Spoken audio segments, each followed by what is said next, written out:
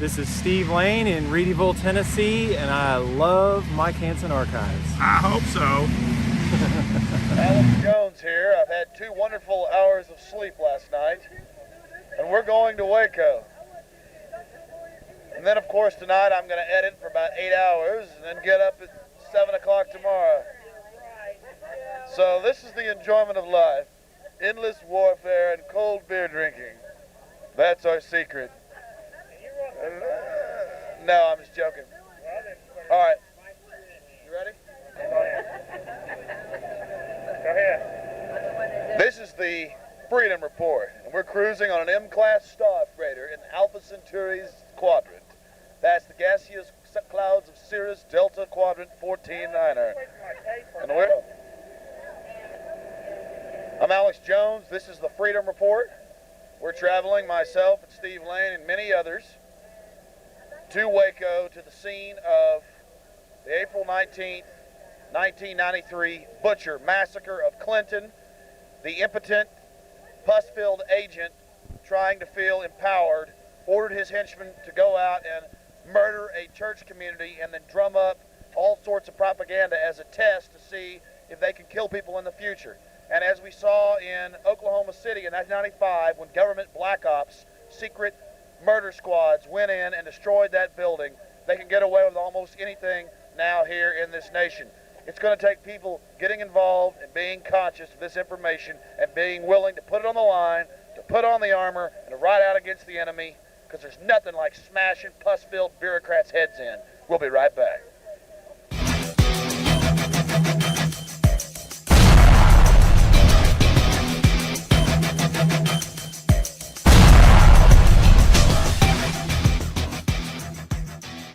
I love Mike Hanson Archives. You ready to run? Hello, folks. This is Mike Hanson. Do I have a treat? Who remembers Steve Lane with the Freedom Report? He used to do Alex's TV show. Okay, here we go. I like the shirt. There we go. How long's it been? That's Steve Lane. It's been a long time. Come on. I'll put it on. I'll put it on. You know, I'm on. What am I on now? On InfoWars on band.video. Hope you're watching all the videos I'm putting up. It's a lot of work. Yeah. Cost me about $800 a week to do that. So we do need help out there. Me too. Do you notice? Well, only about 100 pounds. I thought he was smuggling some Mexican midgets across the border. Okay, now okay, I'm doing segments here. Okay, now we're going to go back to the future with Alex Jones. What do you think about that? Oh, it's interesting. We'll see you on the next break, folks. We were just here at the 5th annual Waco Remembrance. A lot of people were here. There were a few government agents there, soft-soaking and selling their government line. The same old lies, the same old information. But more and more the facts are coming out. We just got done eating here on the Brazos River in Waco. And just a lot of good people, a lot of people that just want the truth to come out about what happened here in Waco, Texas in 1993 on April 19th. It's also a shame that this day on April 19th was in 95, the Murrow Federal Building, where government black op secret squads, according to General Parton and many others, went in and destroyed that building. See, it would have been too damaging to our government to have had Waco in the psyche, so they had to offset it by another terrorist act. I know this is stunning information, but I've documented it at least 1,000 times, and many others have too, like Frederick Whitehurst, ex-head of the FBI Crime Lab, Ted Gunderson, ex-FBI chief in California. And I don't want to repeat the same things over and over, but the answers will always be the same. Tyranny has an appetite for power and corruption. Power corrupts, and absolute power corrupts absolutely. And those that have the appetite for power and the will that consumes them are capable of incredible despotic feats of despotism. Let's not let this happen again, but I assure you it will happen in the future. Americans are laying down far too much. It's going to take a renaissance of information to bring forward the truth here in our age. This is April 19th, 1998. 5 years after the murder of children. And we were just reading the Austin-American Statesman. It never talks about the children. It talks about David Koresh being some sort of cult leader. Of course, the media doesn't want to discuss Waco rules of engagement. And I was surprised that it was nominated for an Academy Award, but of course it didn't win. We're coming out here to help keep the memory alive of the butchery, the murder, because Bill Clinton was insecure and wanted to flex his muscles, and the BATF wanted more funding. They wanted to raise the American people's consciousness about cults and out-of-control organizations of this nature. So they surrounded the place, opened fire with helicopters, and then 51 days later set it on fire, sent hit teams inside, and murdered the people. Those that tried to escape were machine gunned from outside. Only a couple people got out alive, and that's because they came out the front where they had cameras. We're fixing to show you everything out there and get a lot of important interviews. This is the Freedom Report. Mike Hanson and others put together a bus trip for us to come here. Actually, this is my first time here. So are y'all out of Austin then? Yes, yes. Why are y'all here today? I'm here personally because I want to educate myself more about this, more about what happened here. I'm not really as informed as a lot of people are about the attack that occurred here, and I thought it was important to come here and see the site for myself and meet the people that were involved and get a more rounded education about the subject than what we typically get through the mainstream media sources. Why is your group here? I see people holding signs. I mean, it's the same thing. One of the things that we do at the conference is we try and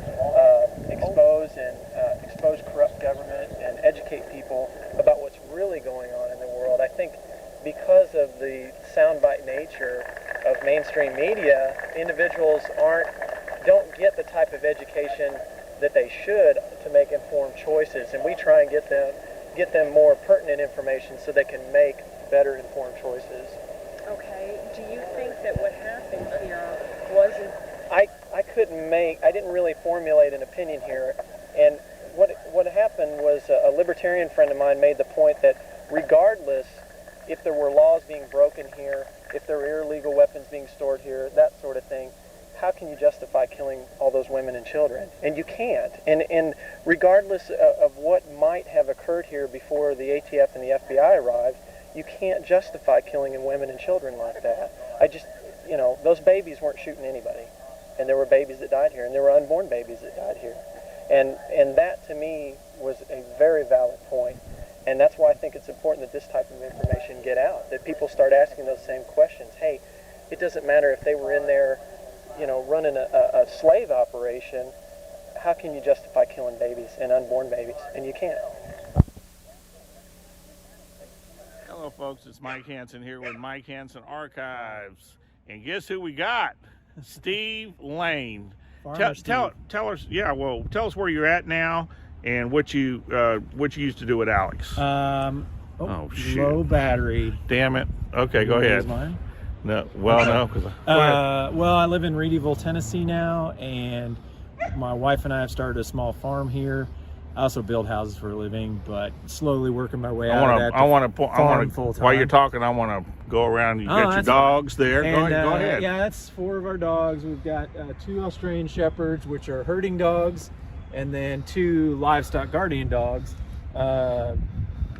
Great Pyrenees, and one that's Akbash. They're nice big guardian dogs. But anyways, I used to co-host a show with Alex, and then went on to host a show by myself, and sometimes would sit in for Alex. What years? Oh gosh. That was like 1997, 98? Mid to late 90s, yeah. 96, mid to late 97, 98. And I got, and folks, we got a bunch up on this channel whatever channel you're watching, I got a bunch of stuff with Steve up there with Alex. Yeah, that's true. And then I would sit in for him sometimes on a shortwave show, and I want to say one we time, did a bunch of stories, maybe good even stories. On the FM. I know sometimes I guest call in on the FM all the time, but sometimes I did some in-studio. And Sammy and Bob.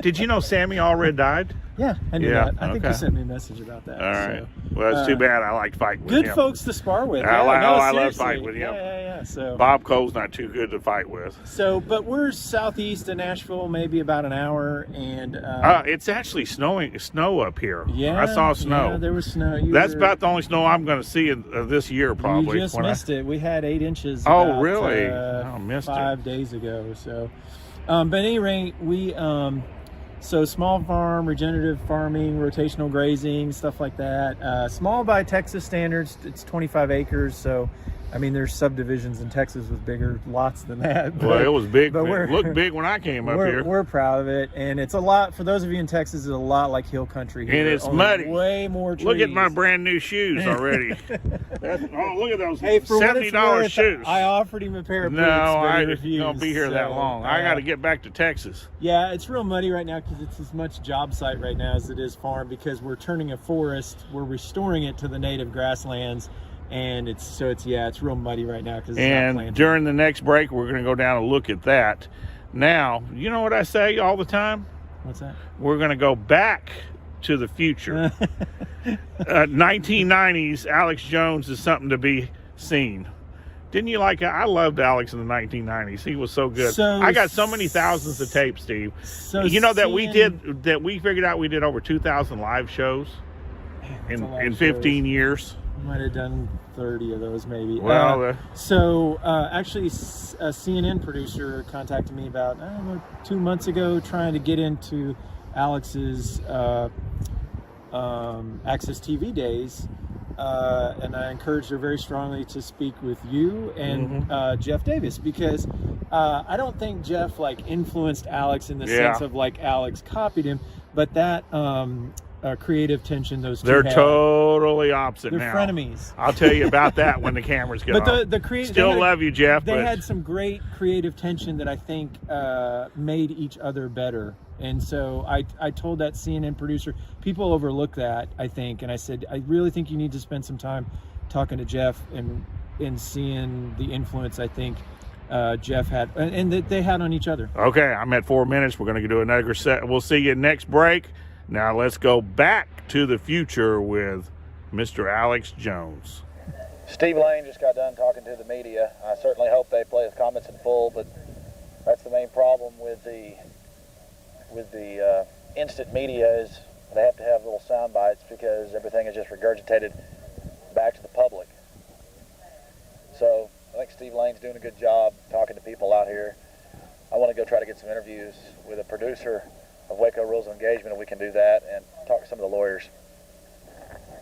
This is Steve Lane with the Freedom Report. We're here at the what used to be the Mount Carmel, or I guess it still is Mount Carmel, but where the facilities used to be here in Waco, and we're standing here with Catherine Madison, who's going to give us a tour of the site. This is all new to me. I've never been here before, never studied the site in any detail, and I'm looking forward to Miss Catherine showing us around. Hey, Miss Madison, I really appreciate you taking the time out to show us around, because this is my first time here, and I really don't know very much about what happened out here, and this is more of an educational trip for me than anything, and to see it for myself and to hear what happened from people who were actually involved. Let's get a generation how far off the road they were. Ask her how far, and I'll go back. About how far? Say what now? How far the house was off the road when it was Miss Madison, could you speak about how far the house is from the main road? Any guesstimates there? Well, this road goes on a curve, and ahead of us is the curve, and the house is started right where that second telephone pole is, and extended down the road, and there were about 15 houses here at one time. To your left down here, you're going to see all the trees that were planted for the people who died in the fire, and each one has a marker on it telling the name of one of the people. Is this an actual gravesite or just a memorial? No, it's just a memorial. They are buried in other places. I see. To your right, down in front of us, way down there, that is the bus that we had. Originally, we used to all be able to get in there and go where we wanted to go as a group. It looks like it's been burned. I don't know when it was burned. It was perfectly all right when we left. And there has been all kinds, of course, the different tanks went to the front of it. When you look at it, you'll see that that it's been caved in. But the rest of it was in good shape. And you actually were in the house during the initial attack, is that correct? Oh, yes, yes. I was there. And how long were you there? I was there till the attack was over. See, they called a truce so that they could have pick up their men that had been hurt and take their others. You're speaking of the ATF? ATF. And when it came time for us to pick up our people, they wouldn't allow us to do it. So were there injured Branch Davidians outside then, you were saying, that you weren't able to go? Yes, there was. Were they not able to receive medical attention of any type? Or, oh, no, Mike. Or were these Branch Davidians that had already been killed?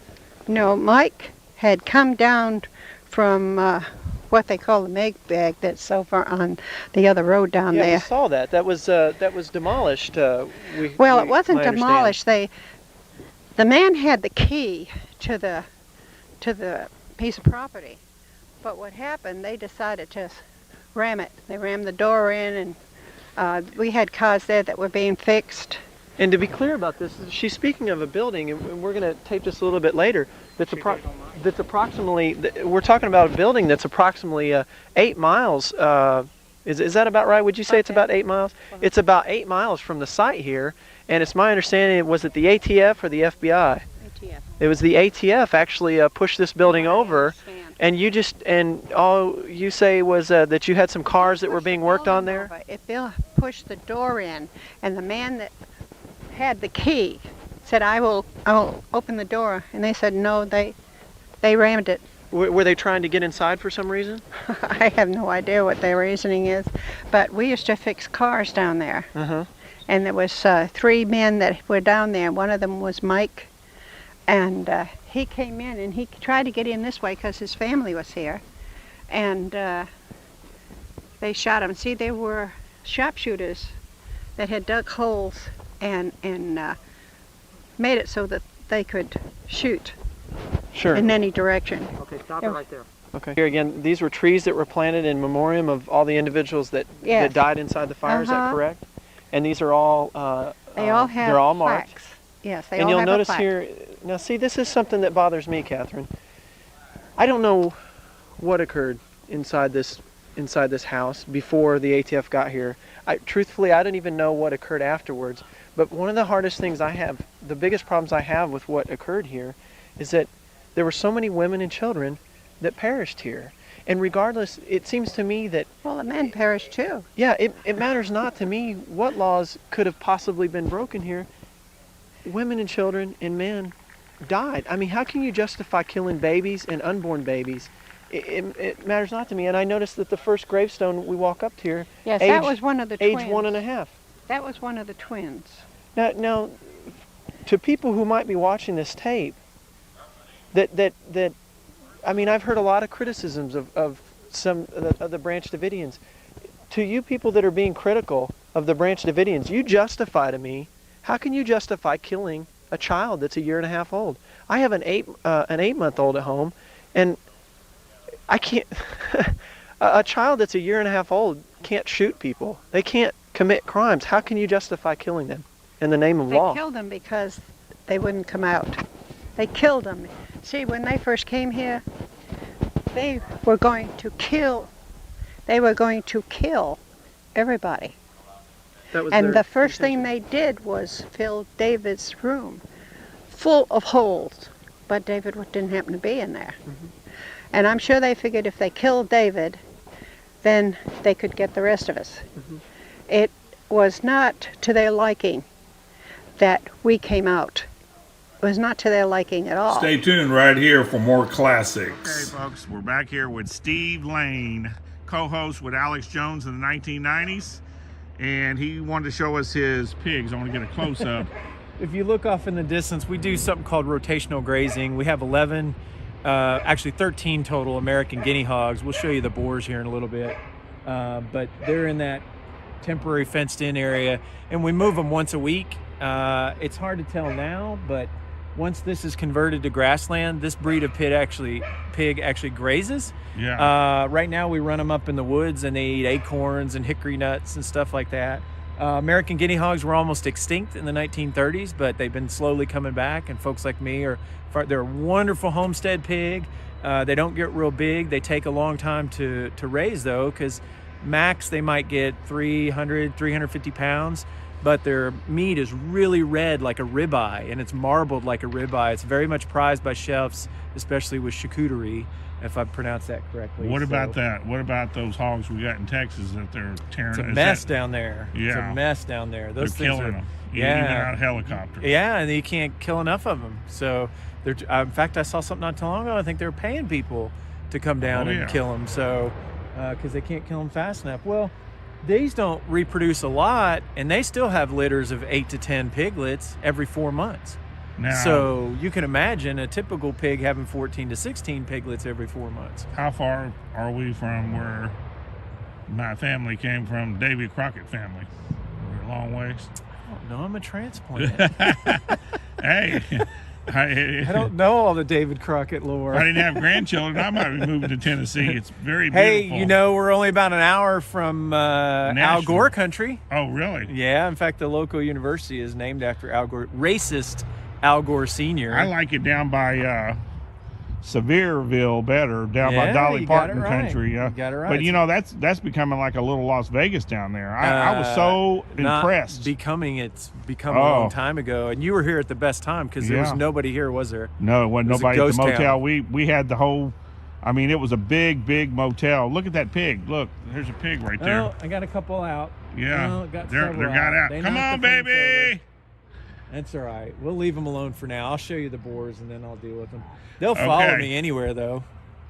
We're at about 2 minutes, and now we come to the time where you say, "This is Steve Lane, and I love Mike Hanson Archives." This is Steve Lane, and I love Mike Hanson Archives. Keep watching, folks. We'll see you next time here on Mike Hanson Archives. His film, documentary, Waco Rules of Engagement, was up for an Academy Award, and I think it should have won. It is one of the best documentaries I've ever seen. It methodically documents the hysteria in our government. Mr. McNulty, I want to thank you for doing this interview. You're welcome.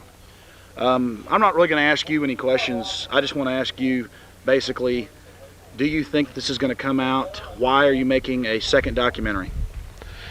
Well, the first film certainly raised all the right questions. Didn't always have all of the answers. So I've spent some additional time and effort in trying to get better answers to the questions. Who shot first on February 28th? Was there really gunfire from the helicopters? Did the FBI shoot at the Branch Davidians on April the 19th in spite of their protestations? Who were the people at the back of the building shooting at the Branch Davidians on April the 19th? What was involved with the explosion on the top of the bunker during the course of the fire? How was the evidence handled or mishandled in the following investigation? Questions like that. So we get to deal with those issues, and hopefully when we've dealt with them, we're in the process of making that film, and I'm finding very little cooperation from people who were involved. People like Bob Ricks or Jeff Chamar or Dick He was Roger. head of the FBI at that operation, correct? No, Jeff Chamar was. And Bob Ricks, he was? He was the public spokesperson that you saw in all the news Okay, so he was the public spokesperson for the FBI. Right. And basically trying to get those people to cooperate now has been like pulling teeth. They're not interested. Well, I can appreciate why they might not be, but the fact of the matter is these are the same fellows that are out bad-mouthing my film, and I think it's only appropriate first that they see the film before they bad-mouth it, and then once they've had that opportunity that they also spend some time answering the questions raised in the film, as opposed to just being critical in sort of a general haphazard way. Mr. McNulty, I have seen your documentary when it premiered in Austin, Texas, to a packed house at the Dobie at UT, and I was ashamed that our newspaper didn't do a front cover story. They did it in the movie section, and they said it showed troubling information, showed federal agents firing from their sniper points and actually up right next to the church, or what the media would call the compound. I know some new documentation's coming out that's even worse than just the feds firing at women and children as they tried to exit the burning building through the cafeteria area. Now, is it true that some documentation's coming out, if you want to go ahead and release this, I've heard it from others, that that they actually sent I don't think so. that they actually sent in hit squads? I don't think so. You don't think they sent in hit squads? No, I don't think I'm going to release any information right now under these circumstances. Basically, we will have new information in the film. People will be able to judge for themselves as to what went on and why it went on and who was responsible. But no, I don't think I want to talk about that too much right now. Yes, sir. Just a couple more questions if you have the time. You say that you've run into a brick wall now that your documentary, Waco Rules of Engagement, has gotten so much attention because of the methodical nature and the how well organized the information is. Do you think that your next film will be given more attention than this one, or do you think that the propaganda machine and the mainstream media will continue to attack it, despite the fact that most of these people haven't even seen the documentary? Well, it remains to be seen. I think the interesting point about people attacking the film now is it's been out for a year. It's completed a theatrical run. It's been released in home video, and they're just getting around to paying attention to it. When I say they, I mean people like Bob Ricks and Buck Revell and these others that were former FBI agents involved in Waco in 1993. I think they're sort of $1 short and a day late. The horse is out of the barn, and it comes across as nothing more than sour grapes. So you're saying that due to their arrogance, they ignored this powerful information, and now it's gotten pretty big, and they're starting to panic? I don't know if panic's the right word, but certainly they've begun to pay attention where they hadn't for the past year and a half.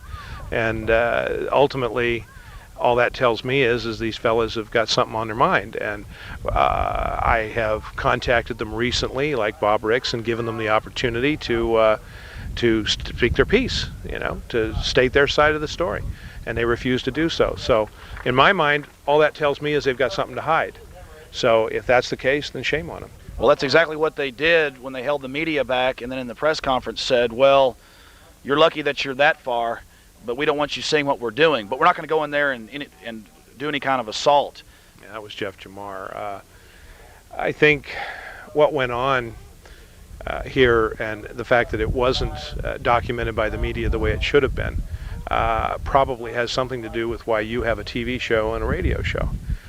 You're not exactly mainline, but on the other hand, the birth of that type of communications is a good thing, because it gives the mainline media something to think about next time they want to kowtow to the people of the Justice Department for fear of losing news sources. So perhaps it's a good thing, and perhaps there is good that's come out of the situation at Waco. I'm going to have to go, man. Sure, last question.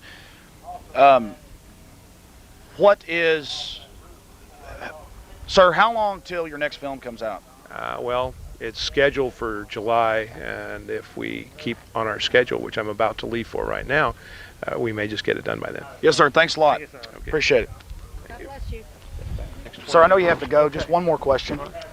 How can the media continually lie about this and not come full force out with indictments against certain people when this documentary does show federal agents? In your opinion, who was it firing the automatic weapons?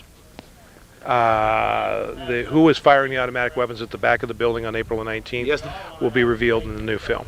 In terms of, do I think that do I have any idea why the media isn't doing their job? I don't know. You have to go ask them.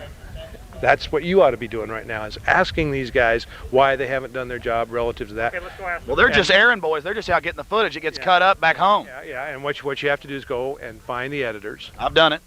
And put them on camera and ask them, why is it you haven't run these stories? Let's go ask them. Yes, sir. Thanks a lot. Okay, thank you. I'm serious. Have you seen Waco Rules of Engagement? Yes, I have. You have? So you have seen the inventor, the man that holds 3 of the 4 patents on flare technology, telling you that those are sniper points firing automatic weapons. What do you think about that?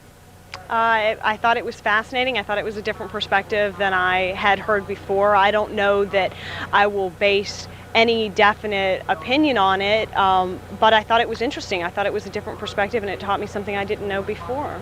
Well, Are you aware that our Secretary of Defense, William Cohen, just created 10 regional teams to work with local law enforcement? That is absolutely unconstitutional, and they're doing anti-terrorism training all around the country. Are you aware that General Benton Parton, ex-head of Air Force Weapons Development, says that Oklahoma City was done with pinpoint strikes inside the building? No, I wasn't aware about that. Exactly what news service are you with? Channel 10 here in town. Here in Waco? If you want, I will send y'all footage from CNN the day of the bombing where they were removing unexploded bombs from the girders inside Oklahoma. I've worked on the McVeigh trial out in Denver. I pretty much know, as much. Well, thanks a lot. I appreciate it. Thanks. I have to speak now. Let's go. Mike, come on. Stay tuned right here for more classics. Well, hello, folks. This is Mike Hanson. I'm here in Tennessee with Steve Lane, and this is our last segment. And we're trying to get up this wanted to sign off with some nice views. Boy, you about bought a mountain here, didn't you? A little mini mountain. Oh wow! It's Hatfields and McCoys around here. Yeah. You can get back out a minute. Oh, is he gonna back out? Yeah, he's getting it. Okay. Okay, we're gonna get a running start to get up this mountain, folks. Because I'm only in two-wheel drive. I only have two-wheel drive on this Well, truck. get him out of the way. My driver. He's already drove 2,200 miles. I mean, I know he's tired, but I can't help it. Okay, here we go, folks. Oh, now this is fun. You don't do this in Texas very often. Wow. Tennessee mountains.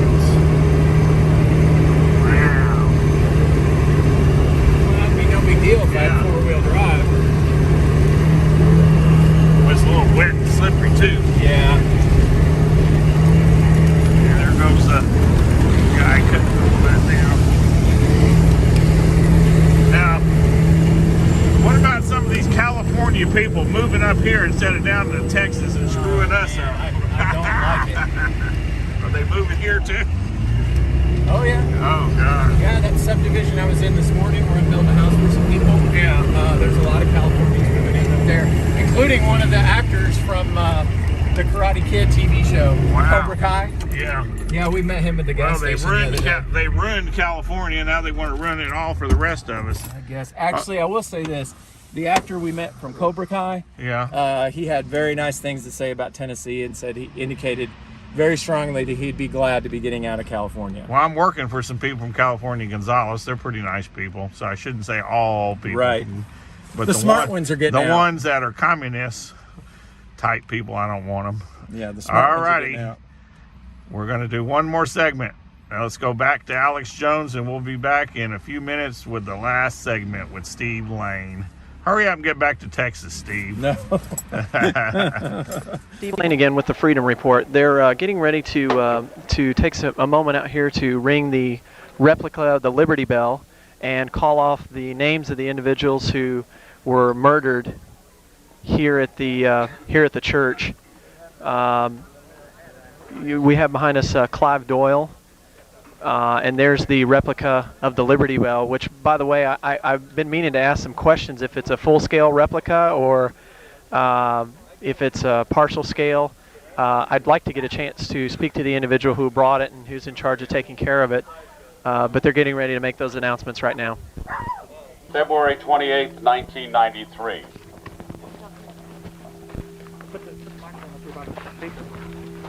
We all know what happened that morning. There were lives taken. We're going to read all the names of everyone who lost their life here at Mount Carmel on February the 28th, as well as April the 19th. I'd like to begin with the names of those Branch Davidians that were killed here on February the 28th. Winston Blake, England. Peter Gent, Australia. Peter Hipsman, United States. Harry Dale Jones, United States. Michael Schroeder, United States. Jadine Wendell, United States. Also on that date, 4 BATF agents lost their lives. Conway LeBleu, Todd McKeon, Robert Williams, and Stephen Willis.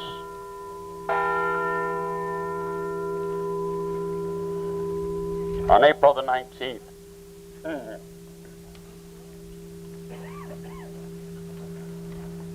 fire took the lives of the following: Chanel Andrade, United States; Jennifer Andrade, United States; Catherine Andrade, United States; Ulrich Rick George Bennett, England;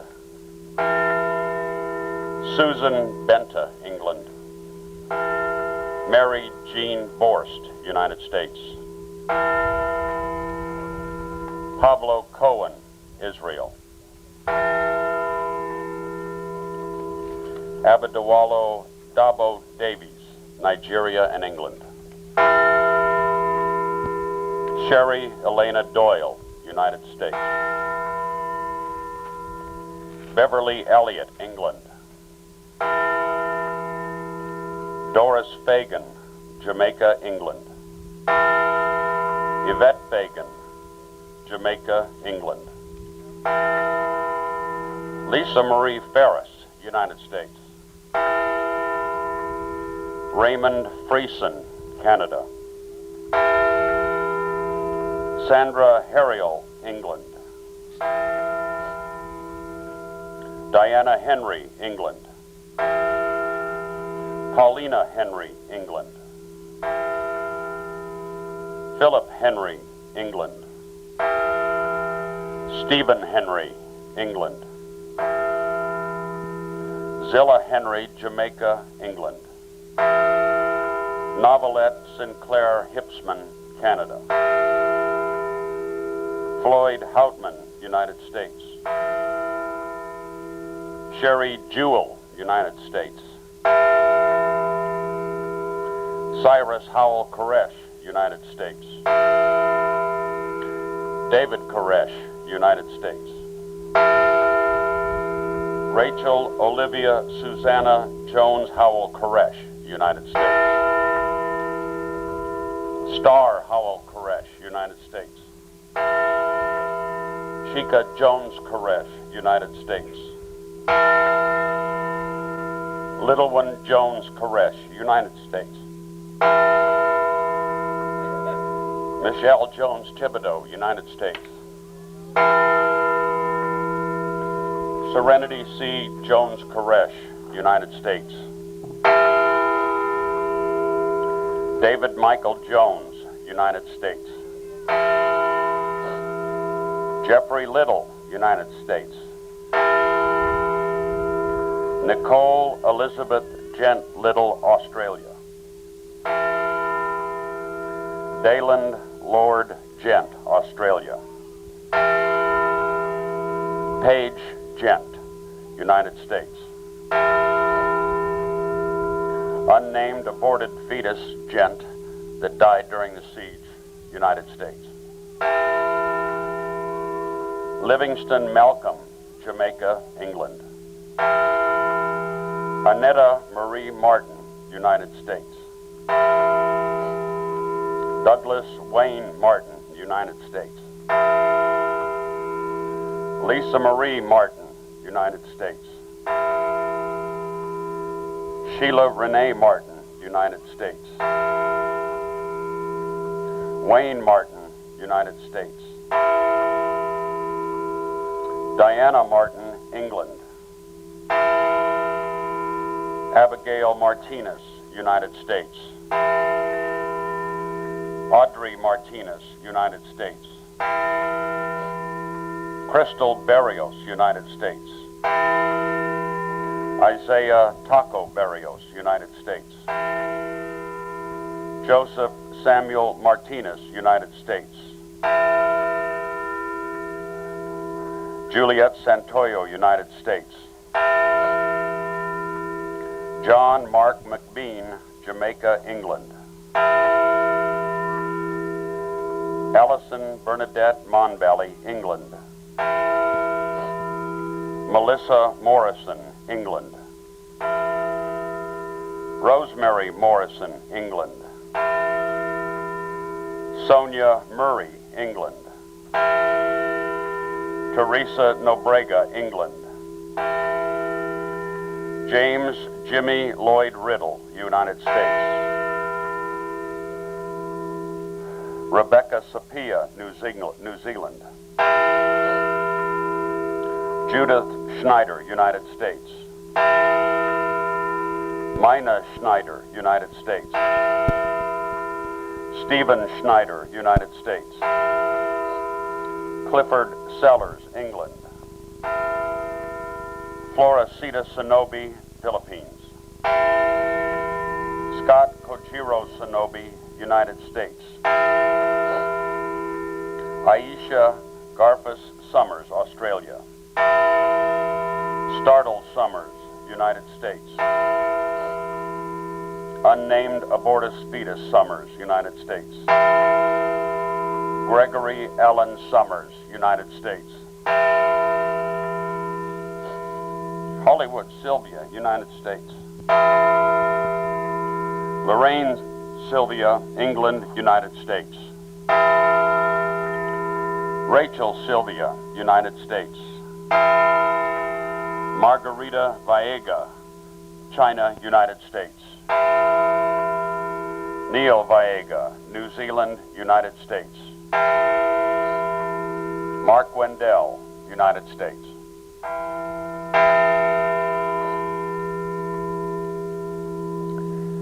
There are a couple of survivors who've died since 1993. We have stones here for them and the flowers, and they will be placed over here later. James Lauder, United States. He passed away November the 25th, 1996. Jamie Martin, United States. Jamie passed away February the 11th of this year. We have also a number of survivors that are still in prison, and I'd like to tell you a little bit about each one of them. Renus Abram, born February 26, 1964. He's a British businessman and musician of Greek heritage. He joined the Davidians in 1991. He escaped the fire. He's serving 40-year sentence. If you'd like to write to him, his name and number and where he's located is available here, and you can get a copy of this. He's currently in Jessup, Georgia. Brad Branch, born January 31st, 1959. He's a Navy veteran and technician from Texas, a frequent visitor to Mount Carmel who came out during the siege. He's serving a 40-year sentence. He's currently in Beaumont, Texas. Jamie Castillo, born June the 4th, 1968. He's a California drummer, a guitarist who joined the Davidians in 1988 and escaped the fire. He's serving a 40-year sentence. He's currently in Beaumont, Texas.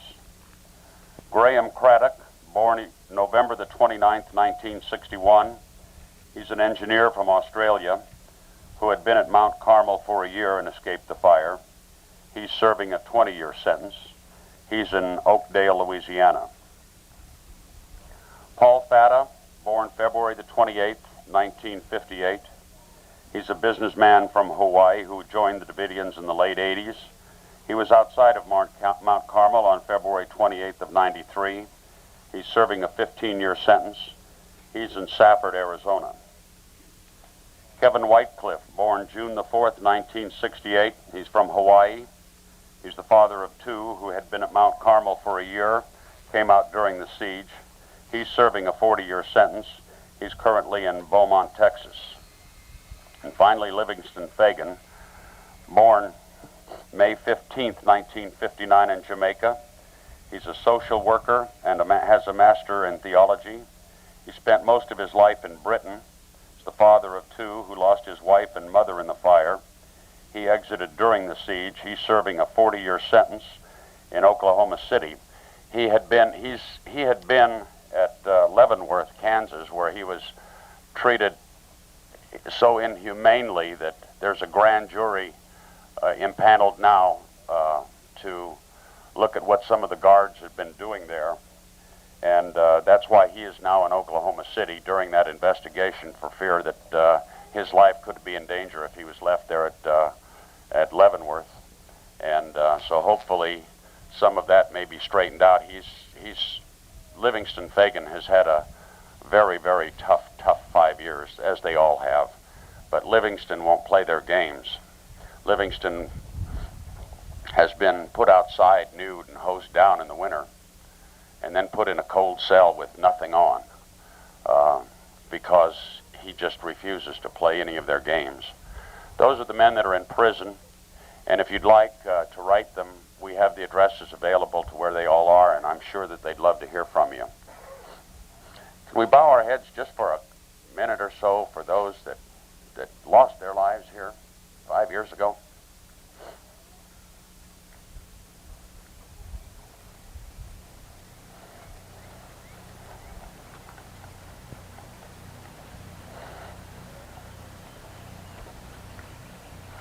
Thank you.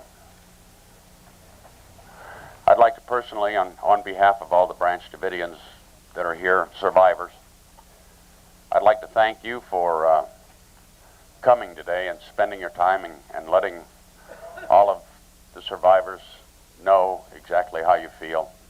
They appreciate your being here.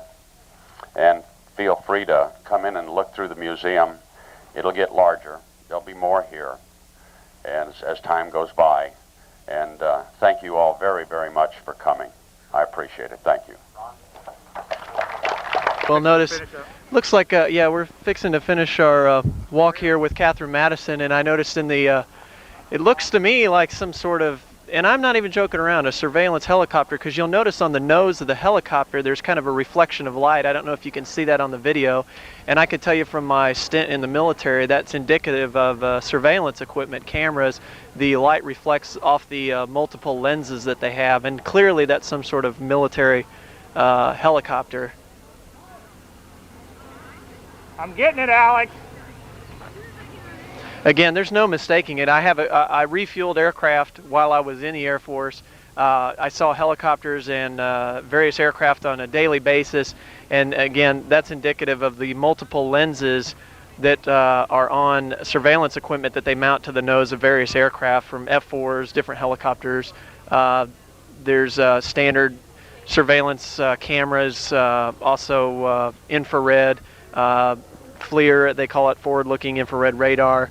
And there's just no doubt in my mind the glint, yeah, exactly, the glint off of the reflection, which I hope you caught on the video, is just, there's no mistaking it. That's exactly where they put that surveillance equipment. Visiting with Ron Engelman.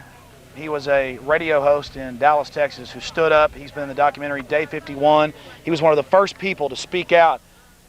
Sir, how did you recognize immediately that Army tanks and people in black ski masks surrounding a church was dangerous?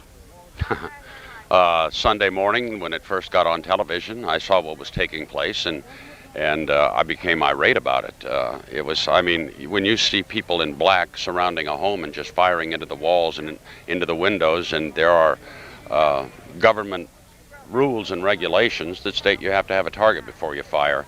They ran out of ammunition firing through walls. Let me ask you a question. How come you can tell the difference between that, I can tell the difference between that, but the media said they fired first, but you can see the front door was riddled with bullet holes? No, you can't see the front door, because mysteriously the front door disappeared. Well, I'm talking about the photographs. The photographs had bullet holes through the front door. One of the guys that was killed was killed right there at the front door. That's where David Koresh was. Said, "Let's talk." He opened up the door and said, "Hold it! There's women and children in here." He had invited the BATF to come by, and that he would let them inspect his weapons. 2 months before the raid, the BATF went over to McMahon's gun shop and wanted to look at the records of David Koresh, and while they were looking through the records, McMahon called David Koresh and said, "The BATF's here," and he said, "Let me talk to him." McMahon went out with a cell phone and said, "David Koresh wants to talk to you," and they said, no, we're not going to talk to him. And they wouldn't talk to him, so David told McMahon, he said, "Tell them to come on out right now, come on out, and I'll show them anything they want to see." They never showed up. They wanted a media circus, as Waco rules of engagement. You out of here. See you later. They wanted what? There he goes, the big producer, Mr. McNulty. All right, let's finish this up. Okay, go ahead. I'm so brain dead. This is not the normal knowledge. The scary part is we had Ramsey Clark, Attorney General. That's right. And he actually worked in 3 administrations, up there telling us that the Trilateral Commission, the CFR, are running the country, or actually front groups. We have him telling us that they're militarizing the police, they're coming under federal control. I mean, what is it going to take for the dozen media cameras that were out here from stations all across the country to report on these facts? They won't. They won't. They're government controlled.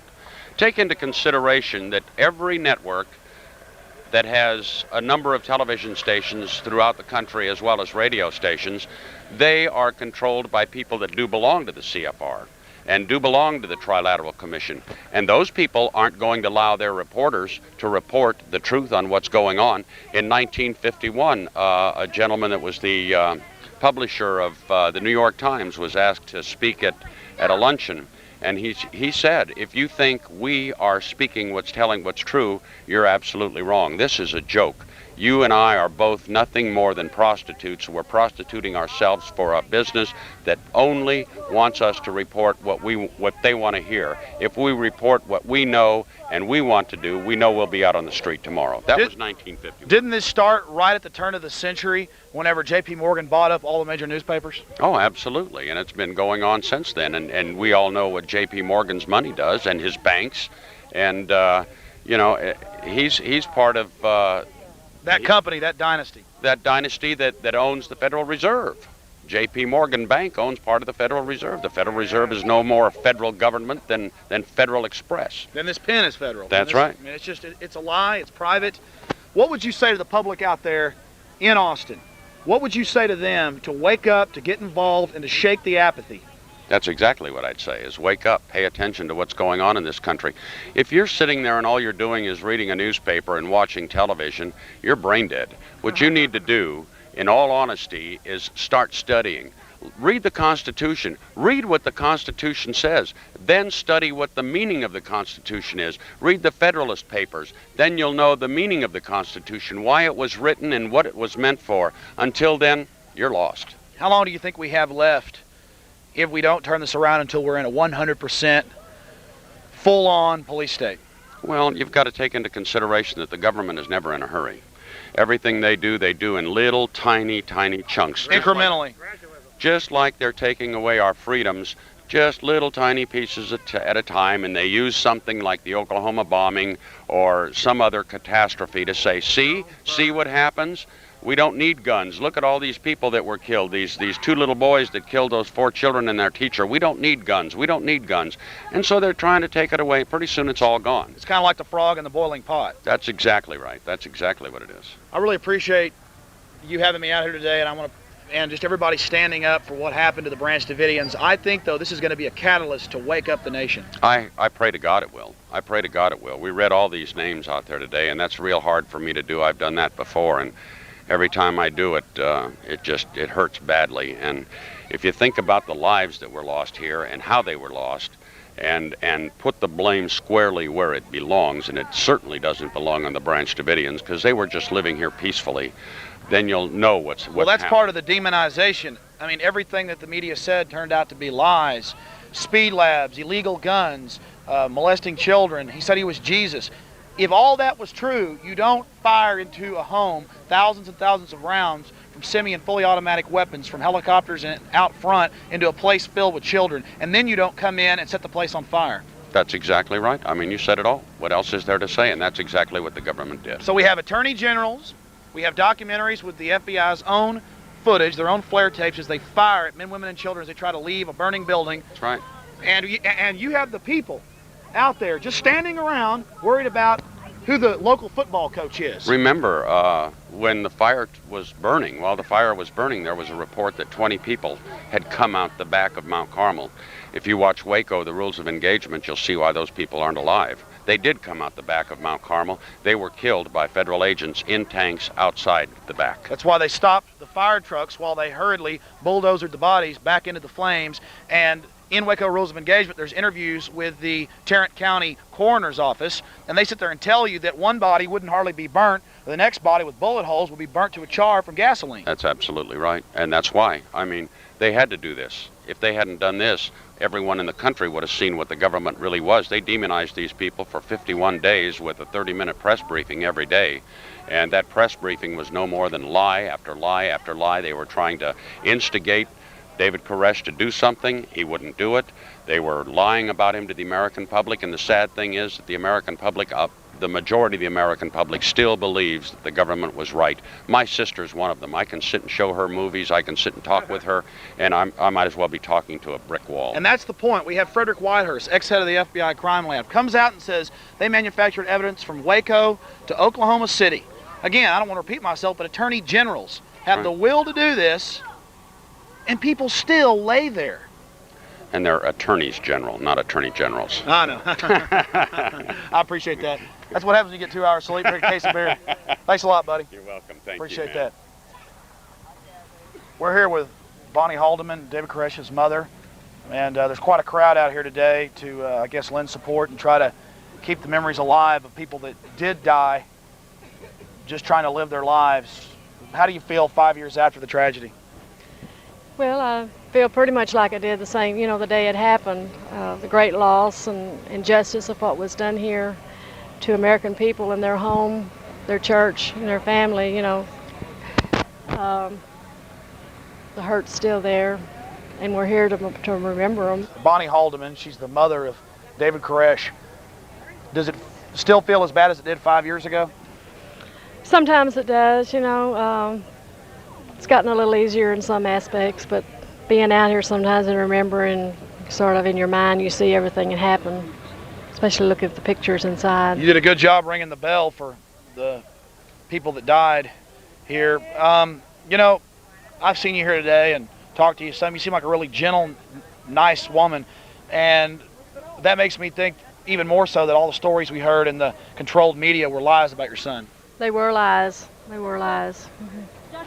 Because he was a kind, gentle person too, loved people, and his main goal in life was to help, save people's souls, and he didn't like anybody to be unkind to anybody else.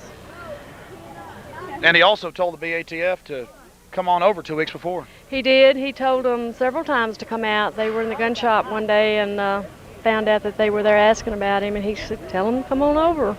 And the sheriff knew him.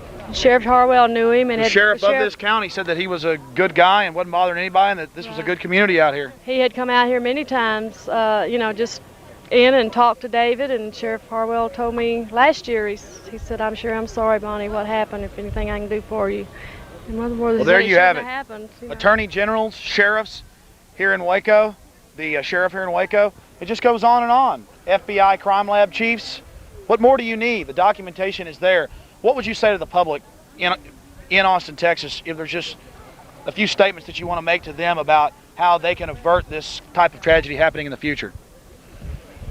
How can they avert it? Well, we need to stand up for what we know is right, and to demand that investigations be done on what happened here and see that it doesn't happen again. Indictments, and we've got all of our family in prison that shouldn't be there. The jury of their peers found them innocent, and they're spending hundreds, of years in prison. And that's very strange how that judge was able to do that. It is strange.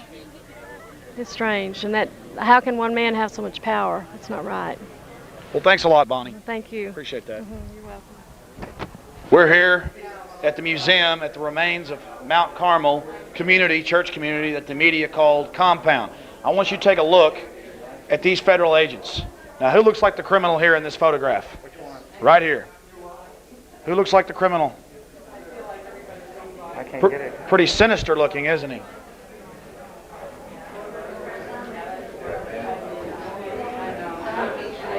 Mike. Here you have the remains of the church known in the media as the Compound. Now notice, they said they had to destroy it because of contamination of the ground. As usual, in Waco and in Oklahoma City, they destroy the federal crime scene. There you have the ATF flag flying below the Texas and United States flag, a battle scene, a military operation.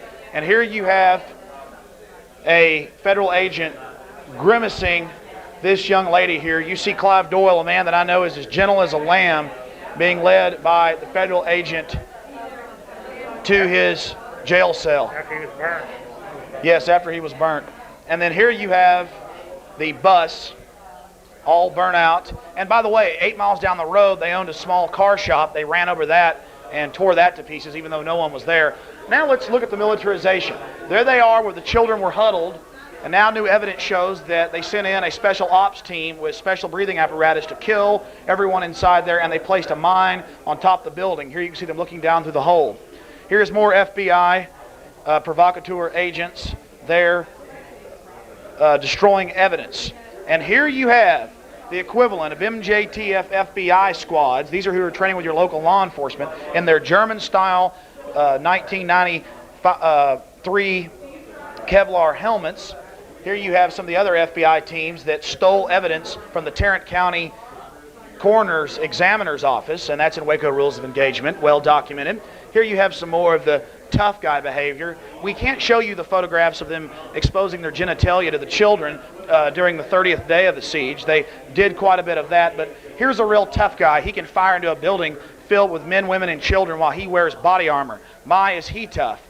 And of course, here is some more BATF. You know, they shot someone who was driving into the house that day as they came down the road, the first day that the conflagration of terror began. And here you have another tough guy with a automatic weapon, a HK, a deadly German fully automatic weapon. That is a ATF, U.S. government terrorist. And of course, here you have the Bradley fighting vehicle, a medium tank, and they also had Abrams, the premier frontline battle tank here for this group of citizens who had invited the BATF no less than twice to come out and inspect their firearms, and the government never found any illegal weapons. They got a false search warrant, they lied, they violated posse comitatus, it's totally unconstitutional. This is a police state. Now let's go ahead and look at what was and what is no more. Get a shot of Waco Rules of Engagement. You want to talk about a documentary that has the FBI's own flare footage as they machine gun innocent men, women, and children as they tried to leave the church, the wooden structure known as a compound of the media, and to the purveyors of corruption. A lot is going on, and there's a new documentary supposedly coming out called Bullets Over Waco, the survivor story. Let's go ahead and go over here now and look at some more of the documents. Exist.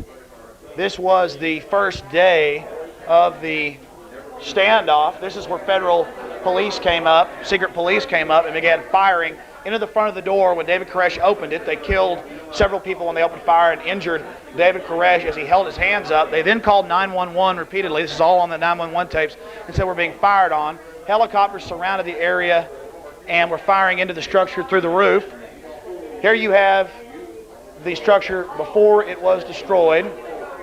Here you have the ATF firing as fast as they can down here, firing into the structure with absolute wanton abandonness. And then you have people who are in full body armor firing at men, women, and children who had committed no crime, and then you have them sitting here crying sorrowfully over a BATF agent that was shot. And we're sorry that happened, but when you wear a black ski mask and you come into somebody's home, well, I'll say what G. Gordon Liddy said, aim for the head. Let's go on over here. We're going through the entire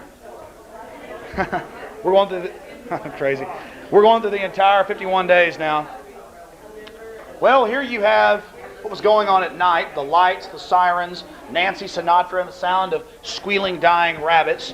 And then they started pumping in the CS gas, a banned form of tear gas, because when it ignites, it forms cyanide gas.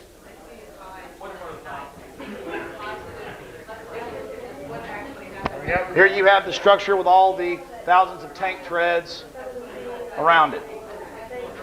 Here you have day 22. Some of the people that came out were promptly sent to jail and labeled as terrorists.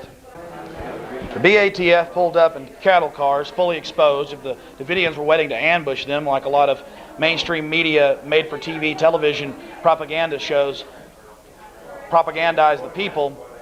Right here, you have the structure, and the BATF came up knocked on the door, and when Koresh raised his hands and said, "Stop, let's talk about this, we have women and children," they opened fire, this is on the FBI's own tapes, into the front of the structure. This is even the edited tapes. And the door that's disappeared, lawyers and people that went inside said that the bullets were going in from the outside. You can tell this for novices out there. When a bullet hits a metal door, it makes a small hole going in and a large hole going out.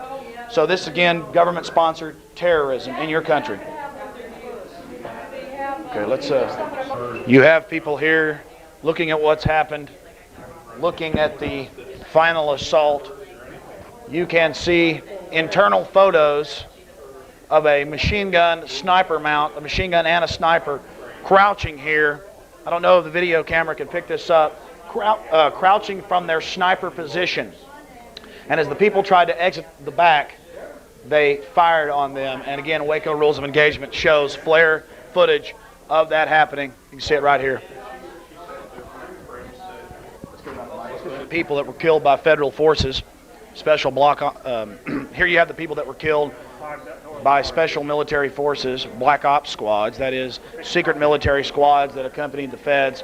We're told also that some British special forces teams were inserted to kill all the witnesses because they couldn't have witnesses of what happened. And there, of course, you have the evidence before it was destroyed. The FBI and the BATF always bulldoze from Oklahoma City to the World Trade Center bombing after they've done their handiwork. This is Clive Doyle's daughter, did not deserve to be burned up in the building and shot as they tried to exit. We're here with Clive Doyle, one of the surviving Branch Davidians. He came down a couple months ago, and we really appreciate you coming down to share the information, the knowledge of your run-in with the New World Order, what you'd call Antichrist forces, here in Waco, Texas. I appreciate you having everybody out here. What do you think about a Attorney General coming out here and speaking about what's happening in the police state? Well, Ramsey Clark has been a great friend ever since he got onto our civil case, and he has spoken just about every year for the last 3 years. The fact that an Attorney General has the gumption to get up and talk the way he did, I think is a credit to his personality and his principles. Kind of like to see the day when Janet Reno would have enough gumption to come down here and say the same kind of things, but that may be down the road. Well, so he was speaking out against the trilateralist control system, whereas she is the trilateralist control system. Well, I'm saying I'm hoping for a change, but whether we'll see it in a lot's changed since the 60s. Sure. So, we look forward. I thought it was an interesting development that we had an FBI negotiator that was negotiated during the siege that actually came out and... Is he gone? I'm not sure. But it's the first time we've had a government agent, or ex-government agent that was involved with the situation. Did he apologize? He did to me. I don't know that he did publicly in so many words. What's his name? Ferris Rookstool. Oh, he's one of the guys on the phone, wasn't he? FBI negotiator. Where is Ferris? I don't see Ferris. I'd love to ask him about that. Well, but it's like you and others said on the phone, and David Koresh said on the phone, all he was a message boy. Really, he didn't have any authority, correct? That's true. They had to acknowledge that somebody else was calling the shots, either from Washington or their commanders or whatever. And of course, the mod squad out here in the tanks, they were doing all the damage anyway. That's the problem. You create military police, they like to kill. It doesn't matter if it's men, women, and children. And again, you lost your daughter in this. Sure. It just makes me so angry. I mean, you're a very peaceful person. I've gotten a chance to get to know you somewhat, and the people I meet are like the most innocent kind. I mean, some of the older ladies that survived are. How old is the oldest surviving Branch Davidian? Well, the oldest one in this area is 90. There's two of them are in their 90s. One of them's in a rest home. The other one still active. Do you remember the made-for-TV movies that showed elderly women with huge automatic weapons firing? I can never watch that thing all the way through without getting mad. So I don't quite remember the old ladies, but I remember the movie. Last year we had the guy that wrote the script for that, who did come and apologize. Yeah. So I think, there's hope for the worst kind of people. These people should be ashamed of what they're doing. Let me just ask you a question that's it's not off the subject, but what do you think about us buying all these goods from China made by political dissidents, 30 million at any one time, with a 25% attrition rate? That's millions dead a year in these camps, and the Chinese moving into Long Beach. Isn't this going to come back on all Americans if we allow this to continue? Well, as far as buying goods that are made by cheap labor, whether it's from China or anywhere else, I think we've forced a lot of the businesses to go overseas for cheap labor because of the slave labor we have in our prison system. You said it.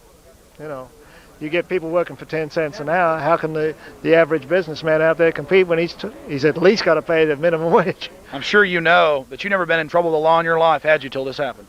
I've never been in dire. They asked me when they booked me, after they got me out of the hospital, took me down to the county jail and started to book me. They said, have you ever been in jail before? I said, many times, but never as an inmate. That's the first time, It's quite an experience. I would. And, it's true. Per landmass and population on both those statistics, Texas has more prisons than any country in the world, except for China or America. I mean, it's a business. They build them more than they got prisoners in Texas, so they bring in prisoners from elsewhere. That's why they're creating new crimes. Sure. Sir, Clive Doyle, I really want to thank you for standing up strong against this, and more and more documentation's coming out like Waco Rules of Engagement. Is that a hard film for you to watch?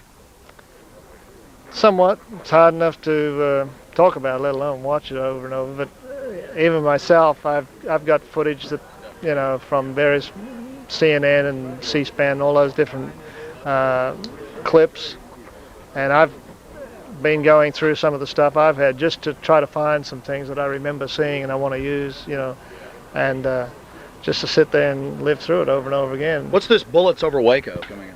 This is put out by Jeremiah Films. They're the ones that made the the Clinton Chronicles, which you may have heard about.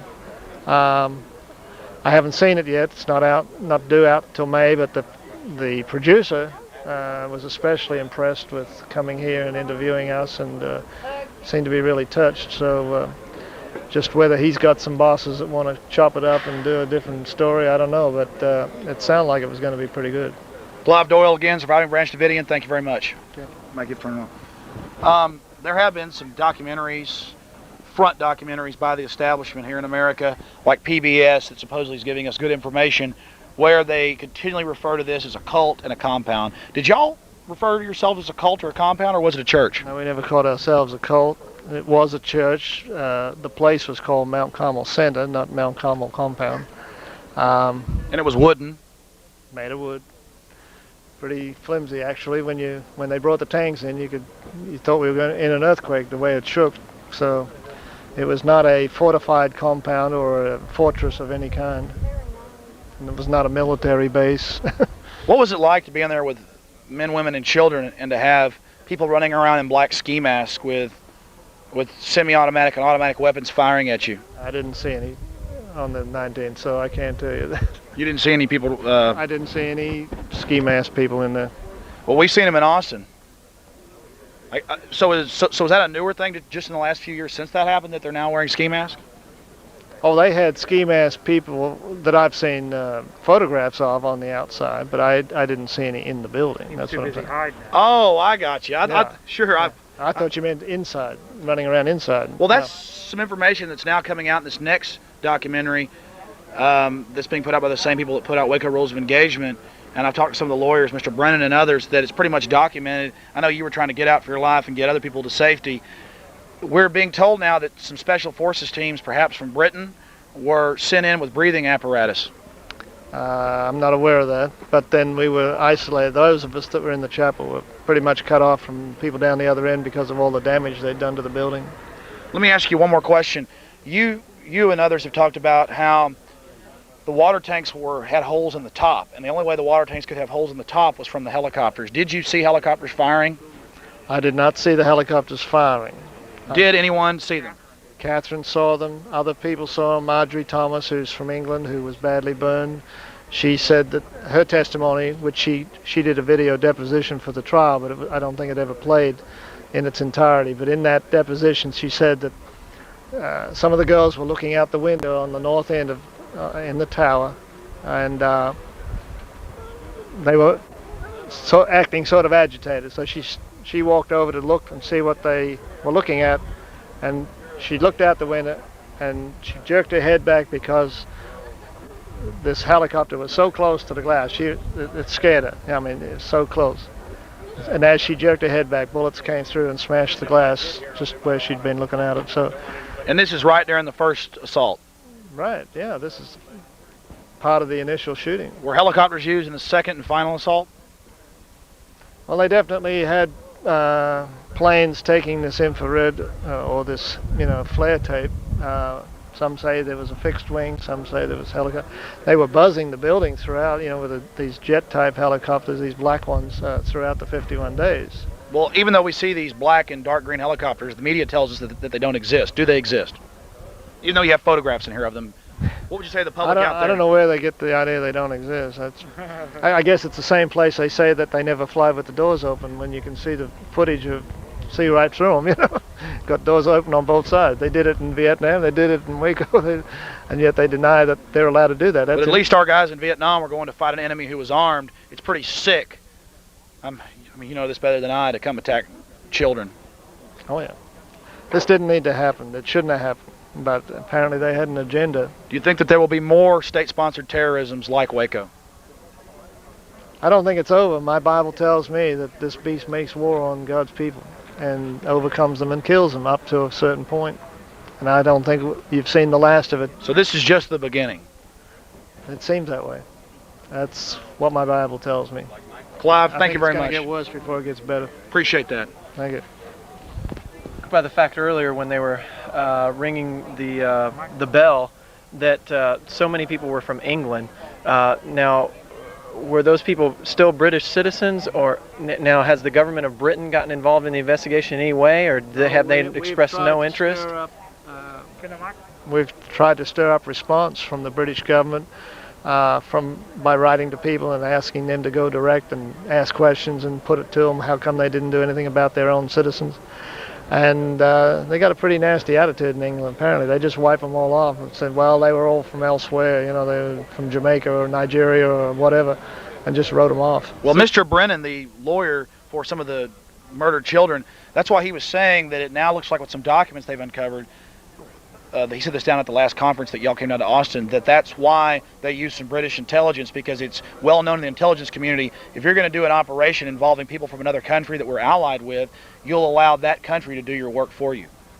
Yeah, it's possible. I don't know anything about that at this point. I just was completely shocked by the fact and confirm this or deny it, that seemingly the British government has had basically no interest at all in investigating what happened here. The Australian government and the New Zealand government and the Israeli government and the Canadian government are the same, but of all of them, England lost the most citizens. That's what I was struck by, and I can't imagine that if British citizens were in South Africa or some of these other outposts in the world, that if as many British citizens were killed there as were killed here, I can't imagine that they would sit on their hands and seemingly do nothing. You'd almost think they'd have a war over it. That's what you? I mean. Yeah. It was shocking to me. I haven't got a satisfactory answer from anybody on that myself. Well, perhaps the U.S.-Britain power axis in banking is just really one beast. It's just like when I called British embassy and British consuls and stuff here in this country in regards to the situation with Livingston being beaten up by 300-pound guards and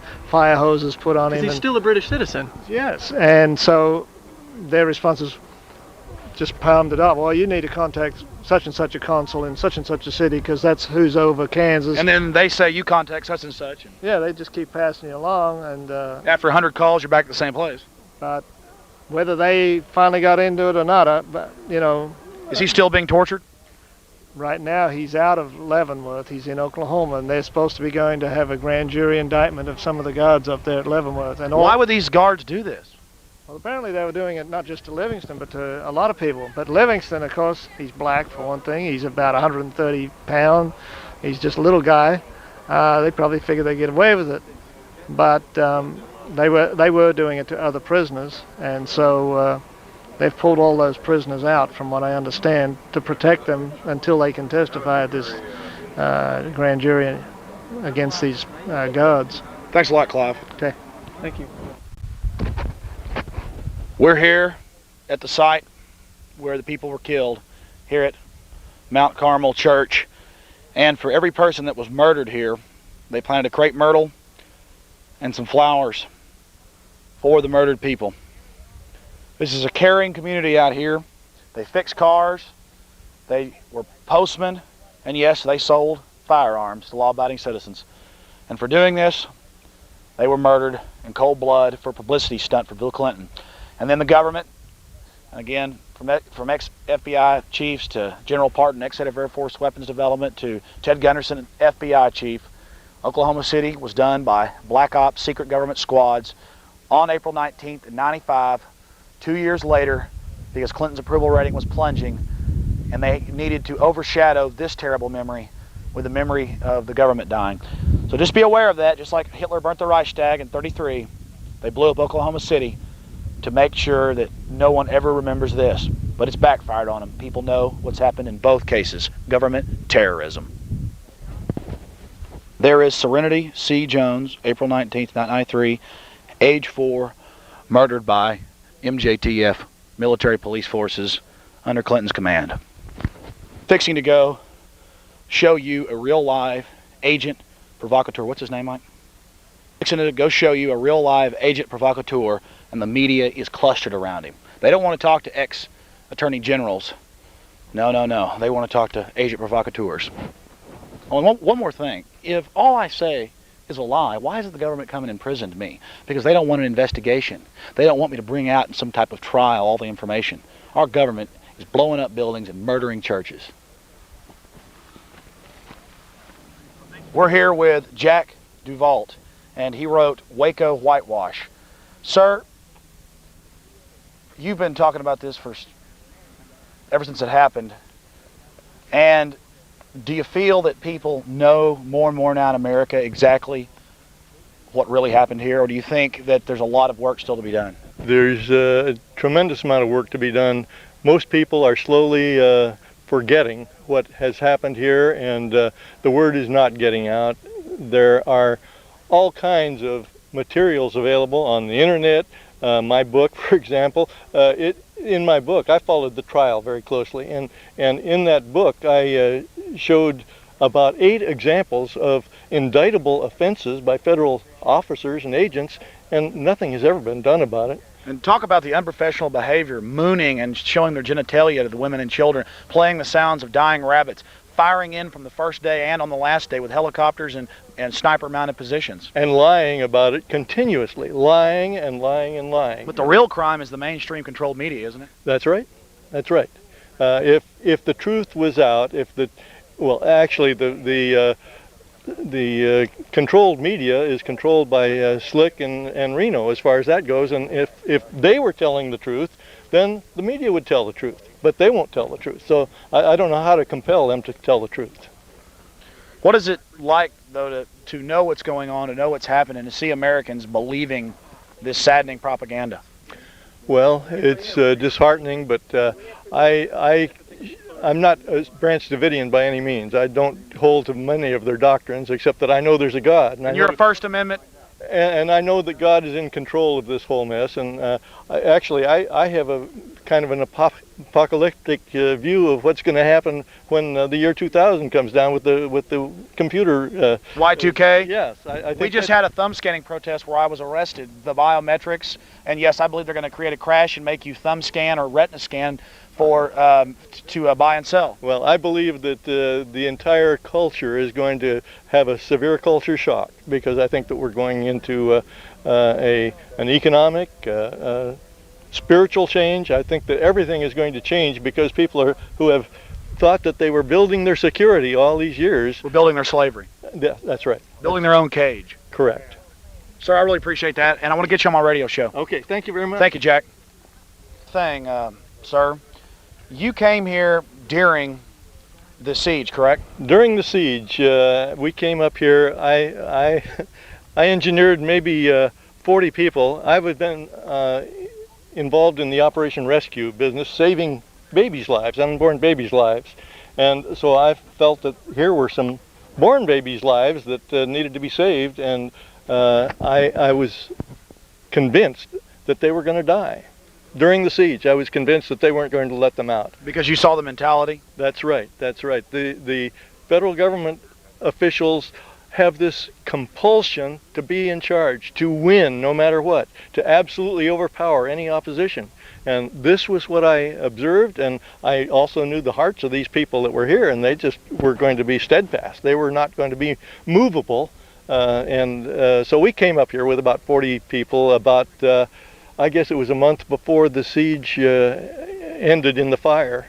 And we made an effort to walk in. We got 5 miles away here, and there were FBI agents, ATF agents, state troopers, the sheriff's department, all out forcing us not to step across a line. So it was an MJTF operation? Well, more or less. We all had armbands on. I had armbands made that said "Unarmed Patriot," so that when we got shot, the press was out there. If we got shot, we would at least be identified. And we didn't even have the courage, though, to step into the face of those AK armed men that were guarding every road, every approach. We came around to the backside over here and tried to come across the field there. And they had helicopters circling us all the time, and armed guards. Now, Jack, sir, I know you were in the military, and I know you're an author and everything, but come now, helicopters don't exist. They're only building a huge helicopter base in Austin for surveillance with infrared. Please, just don't see those black helicopters. Of course, these helicopters were not black; they were pink. Dark green. Oh yeah, of course. Yes, sir. But why are you not engaging in the mass delusion? Please engage in it with the rest of culture. Well, you see, when I joined the Air Force, I've taken the oath of office 5 different times. I joined the Navy during World War II. I joined the Air Force as an enlisted man. I then went to aviation cadets. I then was commissioned. I then got a regular commission. Each of those times, I had to take the oath of office. Would you please tell us that oath? That said, I will defend the Constitution of the United States. From enemies. From enemies within and without, the foreign and domestic. That oath has not gone away just because I got out of the service. I was not released from that oath. That oath was under God, and I still have that obligation. Just like Michael New, would you refuse as a young man they tried to put you under UN control? I hope I would have the courage of Michael New. He's a good friend of mine, and I think that he did a spectacular job and is still doing a spectacular job. Thank you very much, sir. Thank you. And that's a good book. I've heard. I haven't read it, but I hear that. I'm not a very good writer, but Waco Whitewash. It's got a lot of good information. I got a signed copy. Thanks a lot, sir. All right, thank you. We're standing on the spot, just feet away from the front door where the cattle trailers with people girded in black pulled up and opened fire on men, women, and children. And above us, we're circling black and dark green military helicopters with infrared scopes firing incessantly on the people. And again, this has all been documented with FBI footage that was snuck out by defense attorneys. This is incredible. The people were murdered right here on the spot. When men, women, and children burnt inside this structure. And this was all, again, part of state-sponsored terrorism to push the envelope, to test and to see what they could get away with. Now I'm standing on the spot where David Koresh opened the door, raised his hands, and said, as they charged him with a dynamic entry, he said, "Hey, let's talk. We have women and children here." They opened fire. He was injured, and some of his associates were killed. They then called 911 as the fire continued. More people were killed as thugs, impotent weaklings, continued to fire into this structure. And no excuses, no amount of government propaganda can cover up the shameful events that happened here at Mount Carmel. You know, there's a common thread in all of this, from Oklahoma City to the World Trade Center bombing to, of course, Waco. They always destroy the evidence and don't let locals in to document anything. What do they have to hide? If this was some murderous cult, as the TV shows told us, then what did they have to hide? Why do they always destroy the remains? This building was burnt to the ground, but they still bulldozed the entire foundation and pushed it up in a heap, in a monument to the wreckage of the police state. Welcome to the New World Order. Yes? Right up there on the podium, here at the 5-year remembrance of the slaughter here, is Ramsey Clark, ex-Attorney General of the United States of America. became the director of the National Council of Churches. And he is there telling you that we are under federal control. The military is training with local law enforcement. This is absolute police state. Nazi Germany is right upon us. But this time it's going to be not racial, but environmental and socialist. It's the real deal, ladies and gentlemen, and you can't deny it. Their suffering and share in it, and remember the suffering of the Palestinian people, and prevent it. We have to love all the people, and prevent violence, and demilitarize the planet. And in the ancient Hebrew words of Deuteronomy, above all, our command is to tzedek, tirdof. Justice, justice, thou shalt pursue. God bless you, everyone.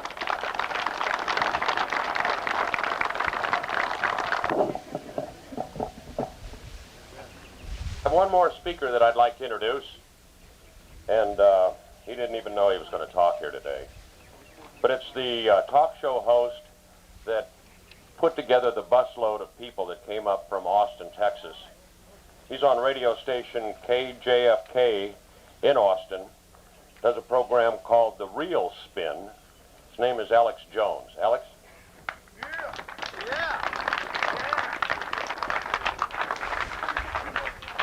Well, it's hard to speak after Ramsey Clark, Attorney General during the Carter administration. And did you hear what he was just telling you? There is a massive consolidation of local police departments under federal control, the Multi-Jurisdictional Task Force and the JTF-6, which is based at Fort Bliss, Texas. They wear black ski masks. They train in military tactics. And they are the big gun and the long arm of the IRS and the criminal system that is running this nation. Make no mistake, the murders of these people and these children was about one thing and one thing only. It was about terrorism against the American people. It was about testing and pushing the limits to see if the government could surround a group, if they could kill those people and burn it to the ground. Waco Rules of Engagement shows the automatic weapons fire as men and women tried to exit the back of the building. That's where most of the bodies were found, right in the edge. Hit squads, military black ops, the same ones that destroyed Oklahoma City, just like Hitler burnt the Reichstag in 1933. I mean, where is our country when ex-attorney generals of the United States of America are here telling you that Reno and the rest of them and the Republicans and the Democrats are all the same people? I mean, it just makes my heart swell with pride that we do have people like Ramsey Clark and others and this whole crowd out here that is standing in defiance of tyranny. And I'll take a line from that movie, Braveheart.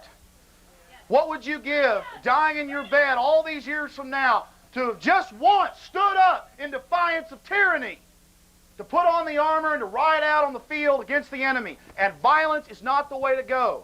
They are the ones that use violence. They are the ones that are dangerous. Amen.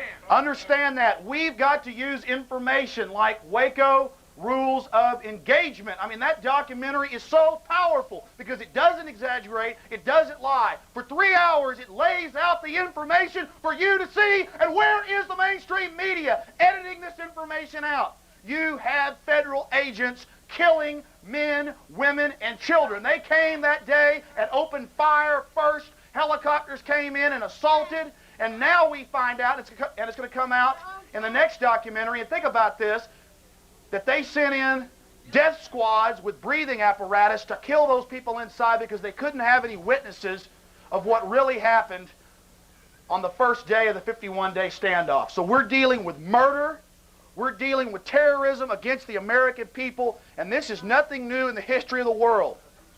Authoritarian regimes always seek to control the modes of finance, the printing of money, transportation, food production, you name it, it's all coming under federal control under the guise of environmentalism, which is nothing but a cult now. It's very, very serious. Somebody has got to stand up. More people have got to stand up. FEMA, under Senate Resolution 21, is building hundreds of concentration camps on military bases. set up for families, areas for men, areas for women, areas for women with children, and areas for men who have families on the other side of the camp. And by the way, they have triple the guard towers, and I have played this many times on my television show. It's just out of control. I have congressmen on tape, Henry B. Gonzales and others admitting this. Look at the world. And then I'm going to get off here because there's others have a lot more to say than me. Hitler killed 40 million. The communists in Russia killed about 100 million. The communist Chinese, we're not sure, 100, 200 million. And it's still going on. We're buying slave goods from these people. They're moving into the Long Beach Naval Base. Right. They're moving into the high desert of California at Victorville and Adelanto and building 20 mini malls to bring in slave goods directly. This is a deindustrialization of our plan. And it is just sick what's happening to our country. And people have got to stand up against it if freedom is going to survive. And the plans are there, make no mistake, but don't be fearful. People that lay down. I mean, ask yourself, how did the Germans allow Hitler to come to power? They believed his propaganda. Most of the death camps were off in Poland. Keep it away, keep it on military bases, keep it behind closed doors. This is what's happening, make no mistake, and the mainstream media is going around. Last week in Austin, a mainstream media station went out and had reporters on the street asking, where will terrorists strike next? They're introducing this into the psychology. They're creating a new cosmology of fear and preparing people for terrorism. And I just want to warn you one more time. State-sponsored terrorism is the #1 brand worldwide. Oklahoma City was terrorism. What happened right here where I'm standing in Waco back in 1993 on April 19th was state-sponsored terrorism. It was a test to see if you'd lay down. And I'm telling you something, they're taken back now because their propaganda and their lies worked for a while, but you see that the polls are changing. More and more people are waking up to what's happening. So I want to challenge you to talk to 10 people a week, get them to see Waco Rules of Engagement. I have nothing to do with this documentary, but it's so incredibly powerful. You have got to get this and get it into congressmen's hands, your friends' hands, judges in your local cities, because this can be a revelation to the people of America, to the people that just want to be pragmatic, to the people that are just relativists and don't care as long as tyranny doesn't come knocking on their door. And I'll just paraphrase this. We've all heard the famous quotes and statements. When they came for the Jews, they didn't come for me, so I left it alone. When they came for the Catholics, when they came for all these different groups, I stayed there. And finally, when they came for me, there was nobody left to stand up for me. This is the real deal. This is human history. This is not some foggy conspiracy theory. I have to tell you, 4 years ago, I thought what happened at Waco was wrong.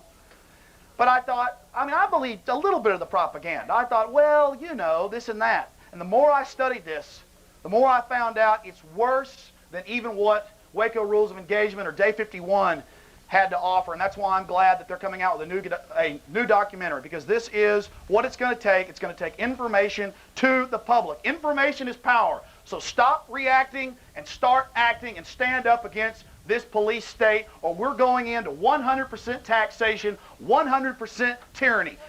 And just because it's packaged sweetly and has a nice, flashy exterior, the interior is barbed wire and pure slavery. Thank you all for being here.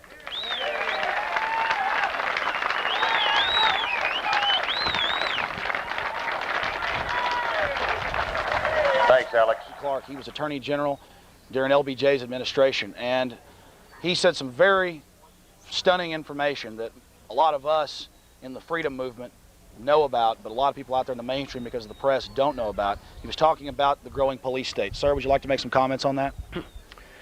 Well, our government has become the greatest purveyor of violence on earth, as Dr. King said it was in 1967. But today it's gone beyond all reasonable bounds. $265 billion in military expenditures, which is probably half of all the military expenditures in the world. It exceeds the next biggest government by fivefold. It exceeds the entire military expenditures of the National Security Council. And it includes things like the Trident II nuclear submarine, which could wipe out millions and millions of people with a single launch. It trains people like the School for the Americas to go into Chiapas, Mexico, and kill Mayan Indians who were starving to death with our NAFTA thing that's driven their corn off the market because they can't compete with us and then can't sell their surplus corn to make a little money to buy some water purifiers so their kids don't get sick and die from polluted water. This militarism, you know, we'd never had a standing army before the Civil War. Now we've got this huge standing army with more than 200,000 troops permanently stationed overseas, the largest naval armada in the world since World War II in the Persian Gulf on a permanent basis. And that's not the land of the free and the home of the brave. We weren't cut out to do that. Here at home, you see things like Waco, which show that we carry over our militarism right into our churches to assault church people. Well, yes, sir. My first question is, or my first statement about this is you're absolutely right. I mean, we have military training, people in black ski masks with the MJTF, the multi-jurisdictional task forces, training directly with our local law enforcement in Austin, Texas, where I'm from, and I found out that this is a nationwide movement. Sure it is, and the sad part is, you know, the cop is supposed to be our friend on the beat. He's the one that gets the cat out of the tree and takes care of the lost kids and stops someone from burglarizing a home and stuff like that. Instead, they love to be SWAT team, you know? It's the thin blue line. They're teaching them. In fact, I've heard police... Pretty thick blue line right now. I've done interviews at protests and things, and the police walk up and say, stay behind the demarcation line. And you'll hear them talking, watch the civilians. They're using military terminology. Is this dangerous? Of course it's dangerous. The paramilitary concept of police is a police state, you know, and our Constitution was created to prevent a police state. Yet our police expenditures, our creation of the fear of crime and the belief that you can solve crime by more prisons, by the death penalty, and by beating people in the head is crazy. It's just war with our own society, and you see it come to a head at a peaceful church in, outside of Waco, Texas, Mount Carmel. And just to talk a little bit more about the police state, and I appreciate you doing this interview, Mr. Clark. That is the dangerous part about it. Eisenhower, Kennedy, many others warned us about the military-industrial complex, and now since we've dominated the whole planet, they are now still selling fear, but now they're selling fear of the American people. They're making us the enemy. Well, I think that's right. Our prison population in Texas is the worst of all in many ways, just as Texas is absolutely the worst on the death penalty. Half the people executed in the United States last year were executed in Texas. You've got you've got the Pope pleading with us not to execute people. You've got the United Nations Human Rights Commission pleading with us. South Africa, who caused us, when apartheid was in power there, to abolish the death penalty, as we did when I was Attorney General. We cut out the death penalty. We haven't had a federal execution since 1963, but it was we could point to South Africa where they were executing a person a day, all black, and we didn't want to be like that, so we abolished it. Now they've abolished the death penalty in South Africa. The Constitution has abolished it. The Parliament's abolished it. The Supreme Court's abolished it. And we're the Lord High Executioner. We've got more than 3,000 people on death row. What that means? No free society tells people do what we say or we'll kill you.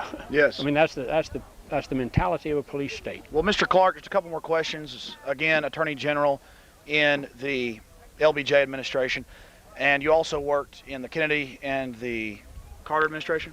I worked 8 years, Kennedy Johnson. I did one assignment, maybe two, for President Carter. The first one having to do with the hostages. I was mistaken. I got up in front of the podium and got it mixed up.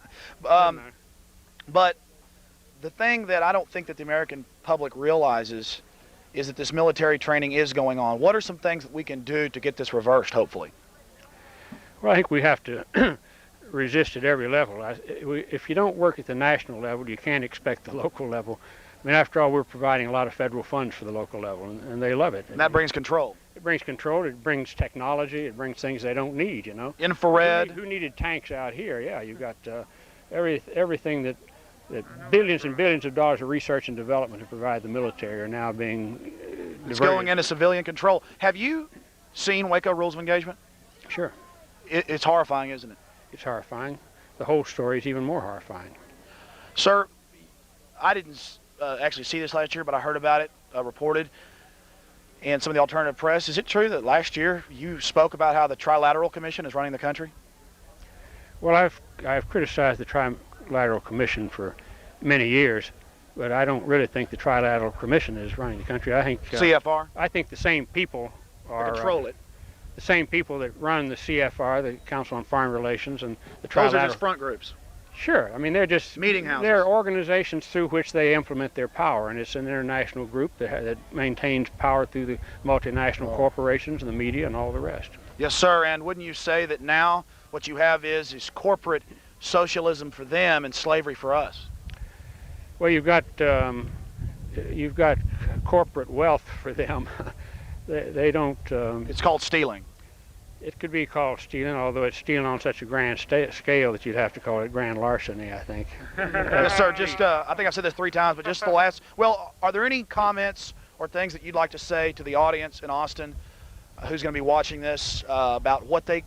I mean, I just want to go back to solutions. We see an awakening in the nation, and we see the establishment and the media becoming conscious of this. And now I've seen a new tactic. They're now disclosing more and more abhorrent information in an attempt to desensitize us, in my opinion. Would you agree with that, and do you have any comments to that?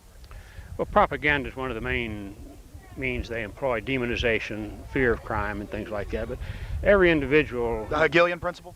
Every individual has an obligation to be involved in this struggle if you want to live free and want your children who come after to live free. You can't be a bystander.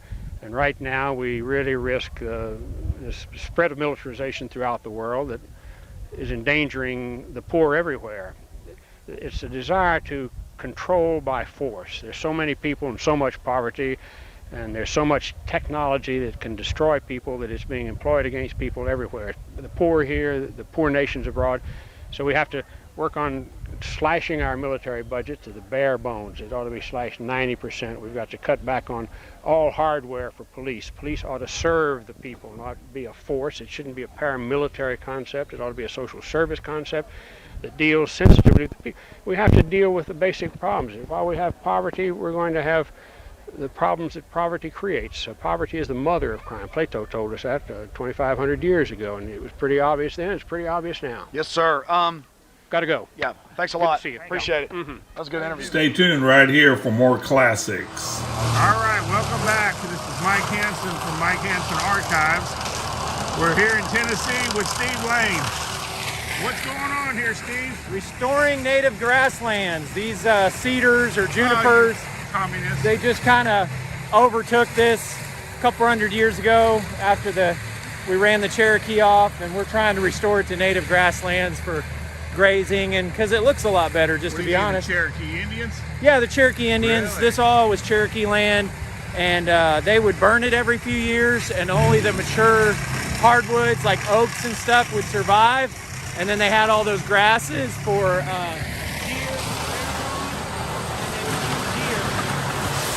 But then when we ran them off, then all this got overgrown. So we're restoring it.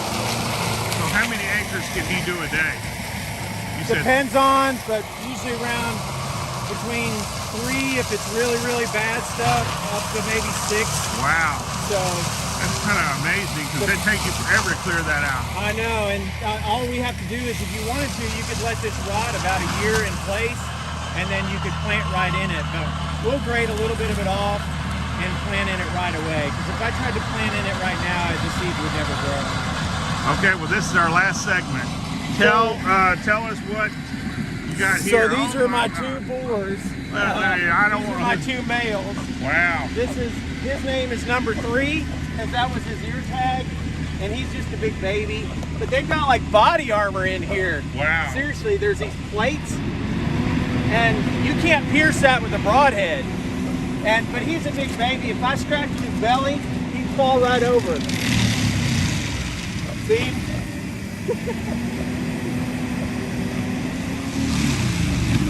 So that's number 3, and that's Fat Boy.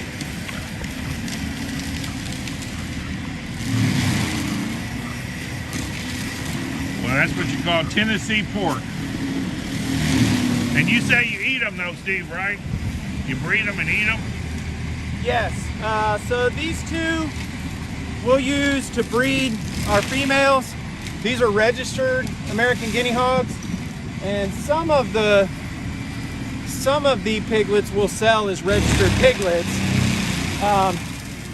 But mostly we'll grow them. We'll grow them about 18 months to 2 years, and then they'll be at a good processing size. Plus, that's the best flavor of the meat for this breed, and the best texture of the meat is when they're about 2 years old. But they'll only be about 350 pounds at that age, which is why people don't really do these anymore, because the pigs you buy at the store, the pork you buy at the store, they're probably 600 pounds when they're processed, and it only takes them about 9 months to get that big. But they're never outside. They're on a concrete floor their whole life in a pen inside of a building. These guys, I always say, these guys have one bad day their whole life. That's it. Every other day is awesome. That's it. So, and same deal, we'll move these guys once a week to fresh area that they can root around in and eat acorns and nuts and things like that.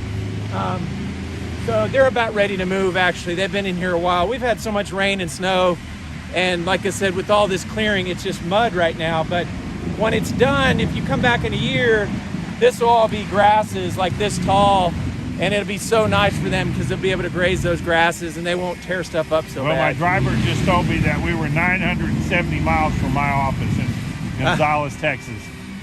That's a long way up here, Steve. You almost did move 1,000 miles away. Hey, I want to get one more quick shot before we go. Hop in the truck with me so you can see the now views. we're going to go back to Alex Jones. Say hi to Alex, because he's probably going to see this. Alex, how's it going? Return my text messages. All righty. God bless you. Now we're going to go back to the future. 1990s Alex Jones. Underground bunker. And as a result, the men, women, and children died. Also, one of the tanks drove inside the structure, and this is even admitted to by the FBI, and there was a inside area where they stored food and things that was concrete, and they thought that was the safest area because most of the structure was wood right over there. They drove directly in and pumped CS gas, a banned form of chemical weapon, point blank range into children's faces. They don't make gas masks that fit 2 and 3 and 4 year old children, my friends. This is incredible. No matter what propaganda you want to believe, those babies did not deserve to be murdered by the black ski mask thugs. Dumped on them. We have live hand grenade building that we recovered as well. Of course, right out here in front was where the That didn't come out in the trial. You're some kind of provocateur. In fact, you're one of those FBI agents, aren't you? Hey, we're in the middle of one of our interviews right now. I don't personally. I don't give a damn. Well, I don't give a damn about you either. So just Oh yeah, you're not going to do anything to me. These people are murderers. These people are murderers. I'm sick and tired of hearing your lies when you machine gunned a bunch of men, women, and children. You got a big problem, buddy. You sit over here. I'm not afraid of you guys. I'm a law-abiding citizen, and I'm sick of it. You sit over here and you talk about how the children huddle in the corner and how the ammunition that they had is what killed them, all the rest of your garbage. You ought to be ashamed of yourself. You don't stand up for the Constitution. You stand for zip, not a zero. You have no calm aplomb. It's false, my friend. And let me tell you, a lot of people are writing down your names. You can follow people around. You can harass people. You can back up your bankster buddies. But a revolution of peaceful information is coming, and when it comes time, you people are going to be brought to punishment. You understand? Just like Nuremberg. Just taking orders doesn't cut it, my friend. You understand me? I think I've assessed you. Yeah, oh, you've assessed me. You listen, you can sit there and say some kind of little joke. All your textbook garbage, my friend. I got people like General Parton, ex-head of Air Force Weapons Development. We know the federal government destroyed Oklahoma. It's proven. We know what you guys are engaged in, just like Hitler burnt the Reichstag. We know you brought Nazis over here through the rat line to set up our CIA after the OSS. So you can't sit here. You can assess me all day. I want you to assess me. I've assessed you. A smiley-faced slime ball that sits here and soft pedals and tries to placate the media. Waco Rules of Engagement shows your agents machine gunning men, women, and children as they tried to exit. One of the inventors of flare technology worth hundreds of millions of dollars is on that documentary. He is of the establishment. Well, if you would review the documentary, you'd find Yeah. that I'm in the film as well. Yeah. Have you Well, reviewed it? yes, I just saw you over here. I watched the first time it came out. Okay. You obviously haven't reviewed it. You are back. I Okay, that's fine. I think it is soft pedaling. I heard enough. I sat over there for about 3 minutes good. and listened Then to you. Then you can move on. Okay, I am moving on, but you're not in control of the situation, Mr. Assessor. Okay. Okay. I'll just stand right here. Good. I mean, you sit there and you... I'm not sitting, I'm no, standing. You're not looking down on me, okay? You sit there all smiley face. You've already prejudged me. I can Yeah. look down on you all I want to, mister. Good. Well, that's fine, mister. Okay, good. Are we ready to move on? I'd like to, Thank if you don't you. mind. Okay. Didn't you hear what I said? Didn't you hear what I said? If I had heard No. you, I wouldn't have to ask the question. Well, obviously. Yeah, but we don't need this type of placating. Somebody coming in and saying, "Oh, I'm so sorry that we did this." We don't need that. We need indictments. Then you need to go and you need to call for indictments of Janet Reno. Okay. Are you calling for an indictment of Janet Reno? No. Herman Goering and drag. No. Are you? Oh, so you're not calling for Herman Goering and What drag? about the people that ran the tanks through this place? Yeah. Well, here you have it right here. We're told that the bunker was here where the children cowered, where they drove directly in with the tank and pumped in the CS gas at point blank range, and then they pushed all the rubble over there. So the bunker was somewhere over in this area. This is just more a big brother, and we just went over there to one of the FBI negotiators who's now over here soft peddling things. And not calling for indictments. And he's not calling for indictments of Reno. Herman Goering and drag. Do you know all these slaves are going to get what they asked for? The IRS bending people over all day and all night. It's a real pleasure to stand up to Big Brother and all his slimy cronies. Let's get out of here.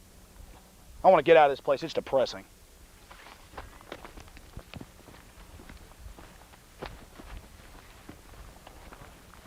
Tyrant.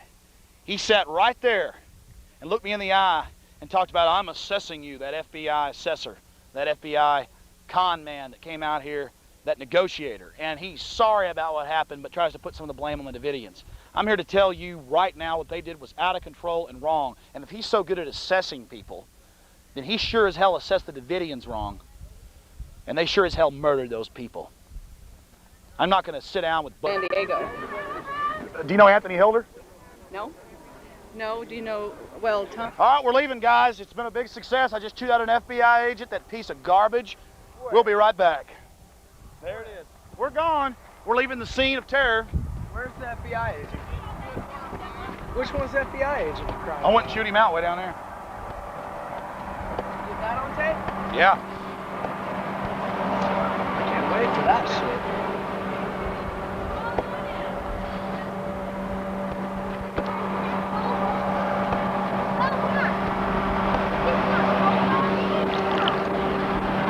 I forgot why I got so angry. Okay, ready? Go. You know, I forgot why I got so... Hey, can you hold it for 10 seconds? We just let back on. Y'all ready? Because I need to... Hey, come on, we're doing something here. Turn it off. I blew up at that FBI negotiator because, you know, I forgot once I got in an argument with him and he played good cop, bad cop, Mr. Sweetie Pants. I was sitting there listening for about 3 minutes while he was talking about the poor children and all this, but Koresh had explosives and live grenades and illegal weapons, and 500,000 rounds of ammunition was above them and fell and crushed the children. No, they had bullet holes in their heads, and the footage shows Waco rules of engagement, automatic weapons fire. That's why I'm pissed. Yeah, but you're saying that they had 500,000 rounds of ammunition. On top of them. On Yes. top of them. Yes. They didn't have 500,000 rounds of ammunition. I just talked to Clive Doyle. Oh, okay. And Clive is the expert on the total number of pieces of ammo. Yes. He's up there lying, the same reason they got that phony warrant and went in there and killed those people. I mean, when are we going to stop letting these people placate us? It's a bunch of crap. Yes, it's a soft suck. A bunch of kids got killed, and that's why I got in that punk's face. And I don't care if he runs back and fills out some report on me. I don't care if they send somebody to blow my brains out. Because if we don't start standing up to these punks, they're going to take the whole damn country over. They already control the whole world, and this nation is sinking right now into authoritarian control. And hey, I'm not repeating the same thing over and over. It'll be the same thing tomorrow. We are in a police state. It's only how many increments will we allow? What will be the level, the decibel level of this slave state? So again, the reason I got mad at that guy, I totally forgot during the argument because I was so angry, was I heard him over there talking about live grenades. There were no live grenades found. There were a few dummy grenades that you can buy as a paperweight on your desk. You see them? And yes, they did sell them. You can go to an Army-Navy store and buy them. And the only live grenades that there were was the ones that the FBI Yes, launching into the FBI admits that they were firing ferret rounds, explosive incendiary rounds into a place that they pumped CS gas into that's highly flammable. No wonder the whole place burst into flame. God, and you got that FBI stooge up there soft soaking to the media. I'm sick of them. That's why I got pissed off at him. Somebody's got to do it. Did anybody ask him the question about all the evidence that they tried to suppress there at the scene, such as bulldozing the cars. I was only listening for about 3 minutes. He was pointing to a pile of rubble that was the bulldozed bunker and saying that was the bunker. Here's where here's where the 4 children died. You know, Koresh had all those guns and 500,000 rounds of, which is pure bull. That's millions and millions of dollars of ammunition. Yes, 500,000 rounds of ammunition above them.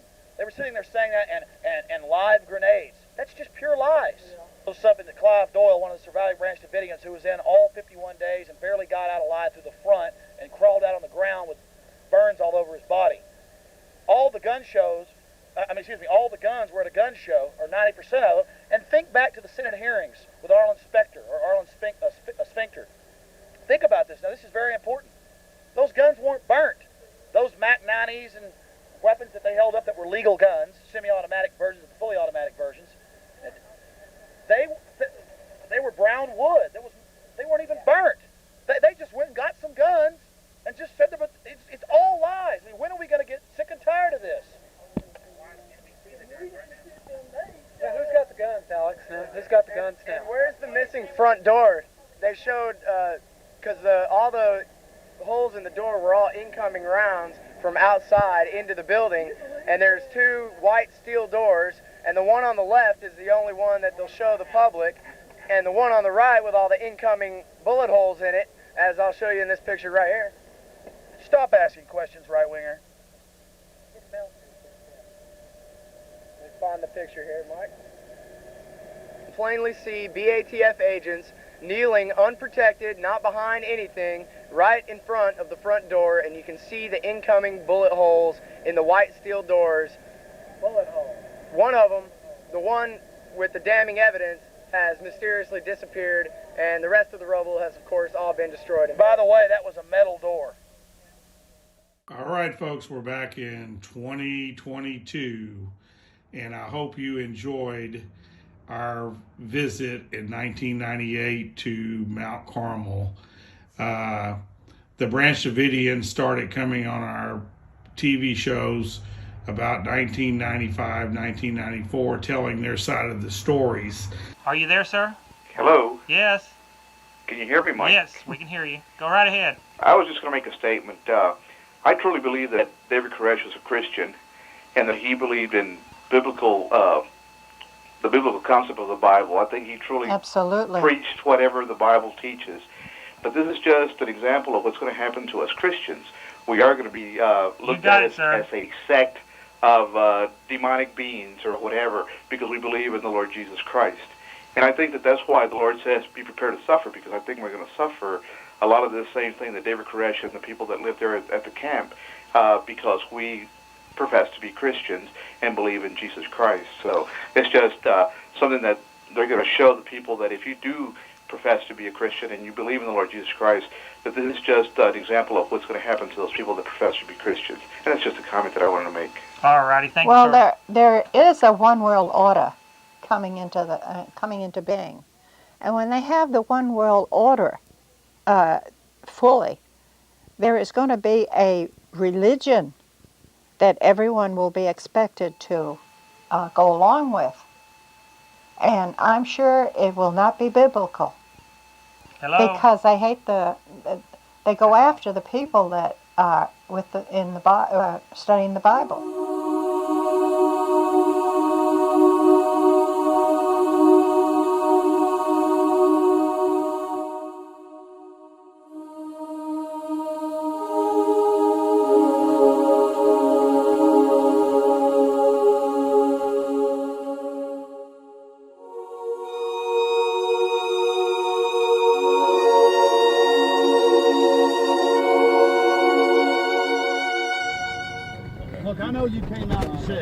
I know you came out and said that they did it all wrong. That's how it was planned, with the helicopters to shoot first, to create the crisis, all you guys would open fire while you're down the road crying. Now that's how this works. And they're building prisons everywhere across this country. We're going into a Nazi Germany type state, and you bet I'll get fired up and angry.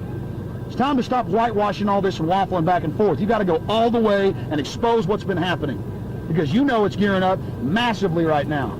And my family's been threatened the whole 9 yards just for this. And that's why all these people that have never stood up and really done something in their lives can't understand how real and hardcore this world is and what's happening. And now Reno's the head of domestic preparedness. They just fired Cohen, the Secretary of Defense, from the job last week. He's a puppet over the military now, and Reno runs our military? None of these people are going to talk about that. She's passed her test. This was a huge psychological warfare program, a huge experiment for you, the military, the police, the American people, the media. You're all being strung along, and now is the time for people to start rebelling against it. And that's why I get so angry. I realize you're not as bad as the other ones, and I know who you are. The point is, you got to come all the way out. They read the names of the BATF that died in there. I've said that this memorial's for them too, but it doesn't matter. Well, there were still misguided stormtroopers doing something unconstitutional. By 1998, Alex Jones was very clear on what happened in 1993. So we decided not to just sit around and talk about it. We decided to go ahead and rebuild the church for the surviving Branch Davidians, where they could have their memorial services and their church service. So September 19th, 1999, we broke ground. Alex was able to, with his radio show and other contacts, was able to raise $250,000 of hard-earned labor and materials. And we have a brand new church at Mount Carmel. It was dedicated to the Branch Davidians on April 19th, 2000. And as I speak, it's still standing, and hopefully it's going to stand for a long time. Alrighty, we also have a short message here from one of the Branch Davidians, Catherine Madison, which I dearly loved. She wanted to thank everybody. This was taken before her death. I think she died in 2009, but this was taken before she died, thanking the volunteers for coming up and rebuilding their church. So there's a short message. I'm Catherine Madison, and I especially want to thank everyone who contributed to the building out on Mount Carmel. I haven't gotten to send everyone a thank you note. The rate I'm going, I may never. But I do thank you, and I am very appreciative of what you've all done. I know that it never would have even started with all you people that came in and took over and made it work. I also want to talk about the trial. They had 5 people for the so-called jury. Now, you know, a jury is going to be 12, or it isn't a jury. This was just a scene like for a movie when somebody is trying to prove something. What happened was they would not allow us to say anything. The minute we'd start to say something that would show them up, everybody'd run up to the judge, and the judge would stop it. Of course, he had made his mind up a long time ago. He made his mind up before he ever started to be judge at our courtrooms. And he had decided what he's going to do. Of course, he did not give his verdict. He has postponed it. He doesn't want too much publicity in certain ways. But everybody knows what he's like. He is for the government, and he certainly is not for us. I noticed that when I went in and listened that they had men prepared to prove that we had done the first shooting, which was a lie. I saw the first shots, and they came from the helicopters, and they tried to say there was no helicopters that had done any shooting. Well, I saw them, and I heard them, and they almost sounded like they were in my room. And they were trying to kill David. That's what they were trying to do, because that's how his room gets so full of holes. They wanted us all to be done away with, but there was no way they could do it. They tried, but it just did not succeed. When the trial was on and just before it was finished, the lawyers told us there was papers going to be flying around. In other words, we were going to be back in jail. But they never did that either, because there were too many people that were against them and for us. It takes the people to help put things straight. When a people does not stand up for the right, the enemies take over. And that's what had happened at Mount Carmel. But they are more cautious now. They do not want anyone to group to get upset. The one thing that the New World Order, the reason why it's taken so long for them to get to where they are, is because they've been very stealthful. They have slowly and surely penetrated different areas, done different things to control, but they never have come out and in full force. They're beginning to do that now because they feel that the people are not going to fight. Well, I don't think it's time for guns. That time is coming, but it isn't now. But to stand up and be heard, to stand up and tell the truth, to stand up to educate other people what has happened, that's what we should be doing now. That's what I try to do. When I get a call from all over the country, when they're telling me that I owe a certain amount of money, I always end up telling them about Mount Carmel. And they're amazed. They don't even know it happened. Well, it's our job, the people that know the truth, to get it out. And of course, you know, people say, well, you haven't got the title. We don't need a title. We are entitled to that land. That land belongs to us, and they know it. I know when I see certain sheriffs, they know I belong there. They know that I've lived on that land for over 30 years. They're not going to try to fight me. But, wait a minute. I'll edit. Let me catch a breath. I'll edit. I got questions for you too. Okay. Well, my question won't be, I mean, my voice won't be on here, but your answer. That's all right. A lot of people want to know what, since the dedication, how y'all been using the church, and if y'all are having services out there and all this. Say that. Well, our job right now isn't to try to get in many people to come to church. Our job is to get ourselves in line so that when David comes, we will be ready for that. Then our church will be used to its full extent. We do have people that come in and sit down with us. Few, not many, but I don't expect many now. It isn't time for them. You must realize there are times for everybody. A different time for different people. And if you read what Solomon said, you'll know. There's a time for everything. And when David comes back, which he will, then it will be time for going after the ones that have been hurting the truth and hurting the people who want to understand the truth. There are many people caught up in the one world government, I am sure, that want to get out of it. And they can't. Once you're in, they have you there solid. So I'm not concerned about who is for us or who is against us. I sure appreciate all the people I know, especially the ones in Austin, the different ones around the country that I met, that I never would have met if that church had never been built.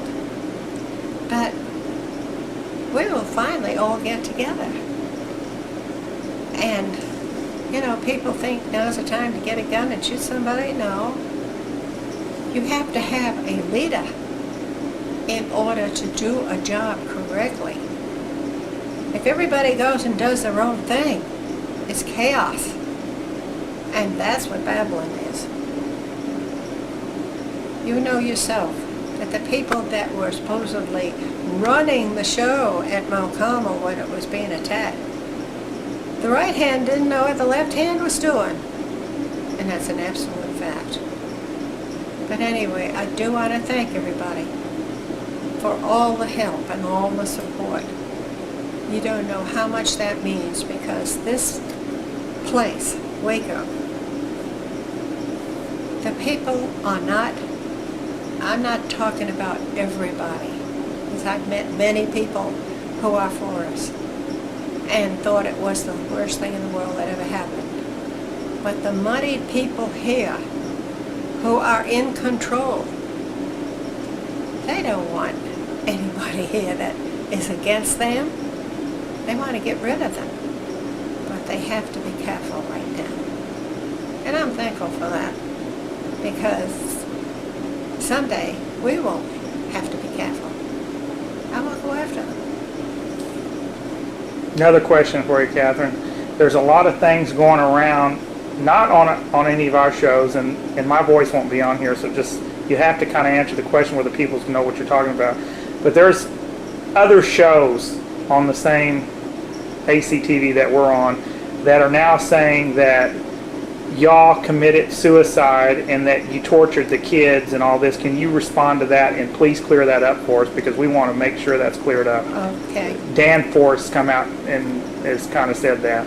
Well, many people have picked up what Mark Bro started.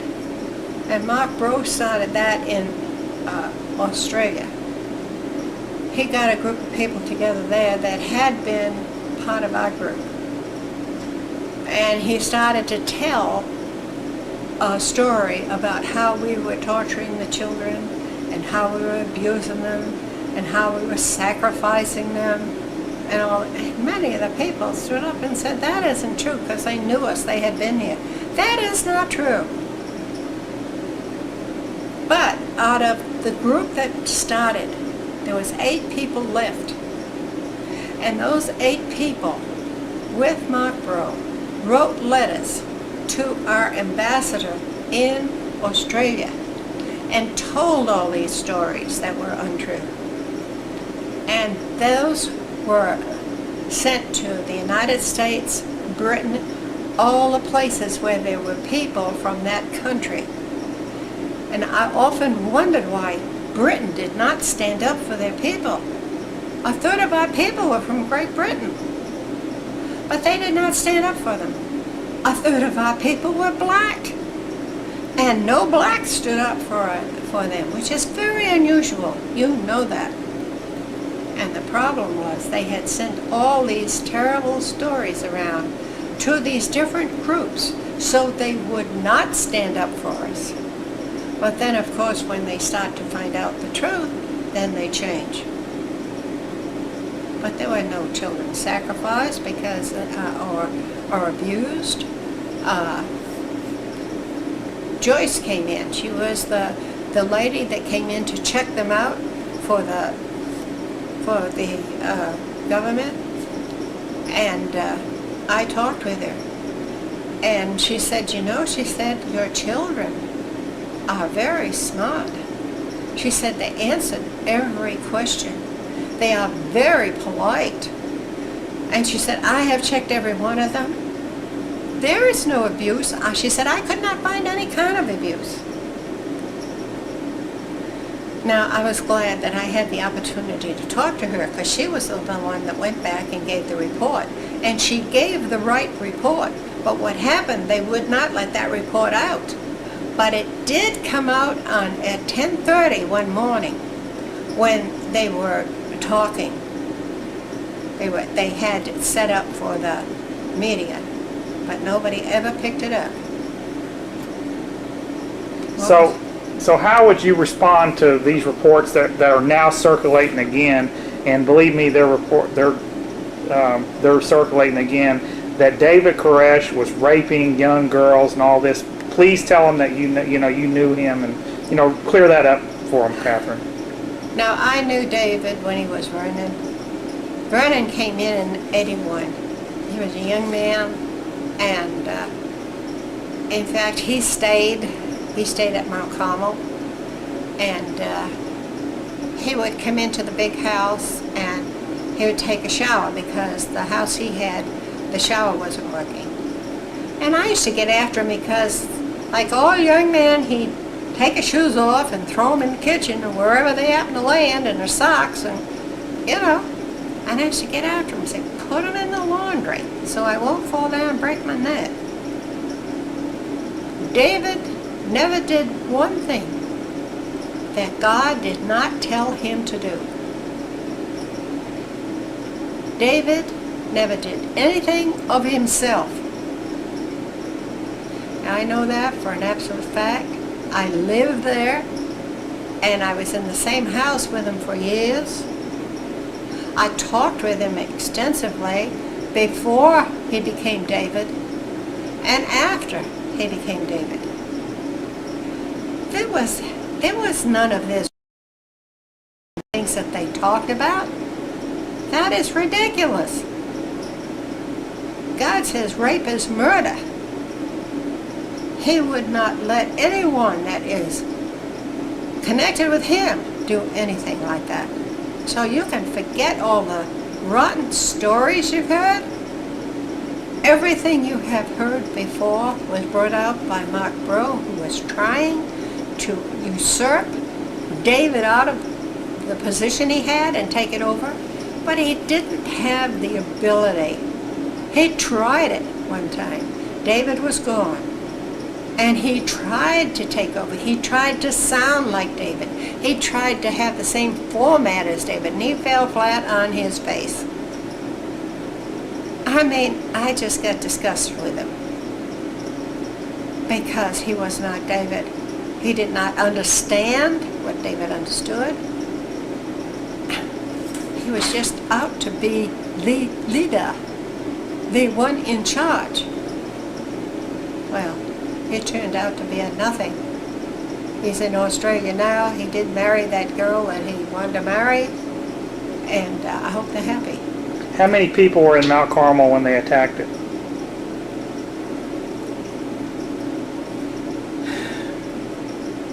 I had it figured out there was more than 80. There was more than that. There was one time when we had 150 there. So I can't say for sure. I know it could be in the 90s. And you lived at Mount Carmel over 30 years? Yes, I did. I lived there when Ben Roden was the leader. I worked with Lois Roden for 15, 20 years, where we worked together and traveled together all over the United States, and went to Israel and to, trying to think of the name of it, on the other side. I'll cut this out, Catherine. Don't worry about it. I'm trying to think of the name of it. The island over there.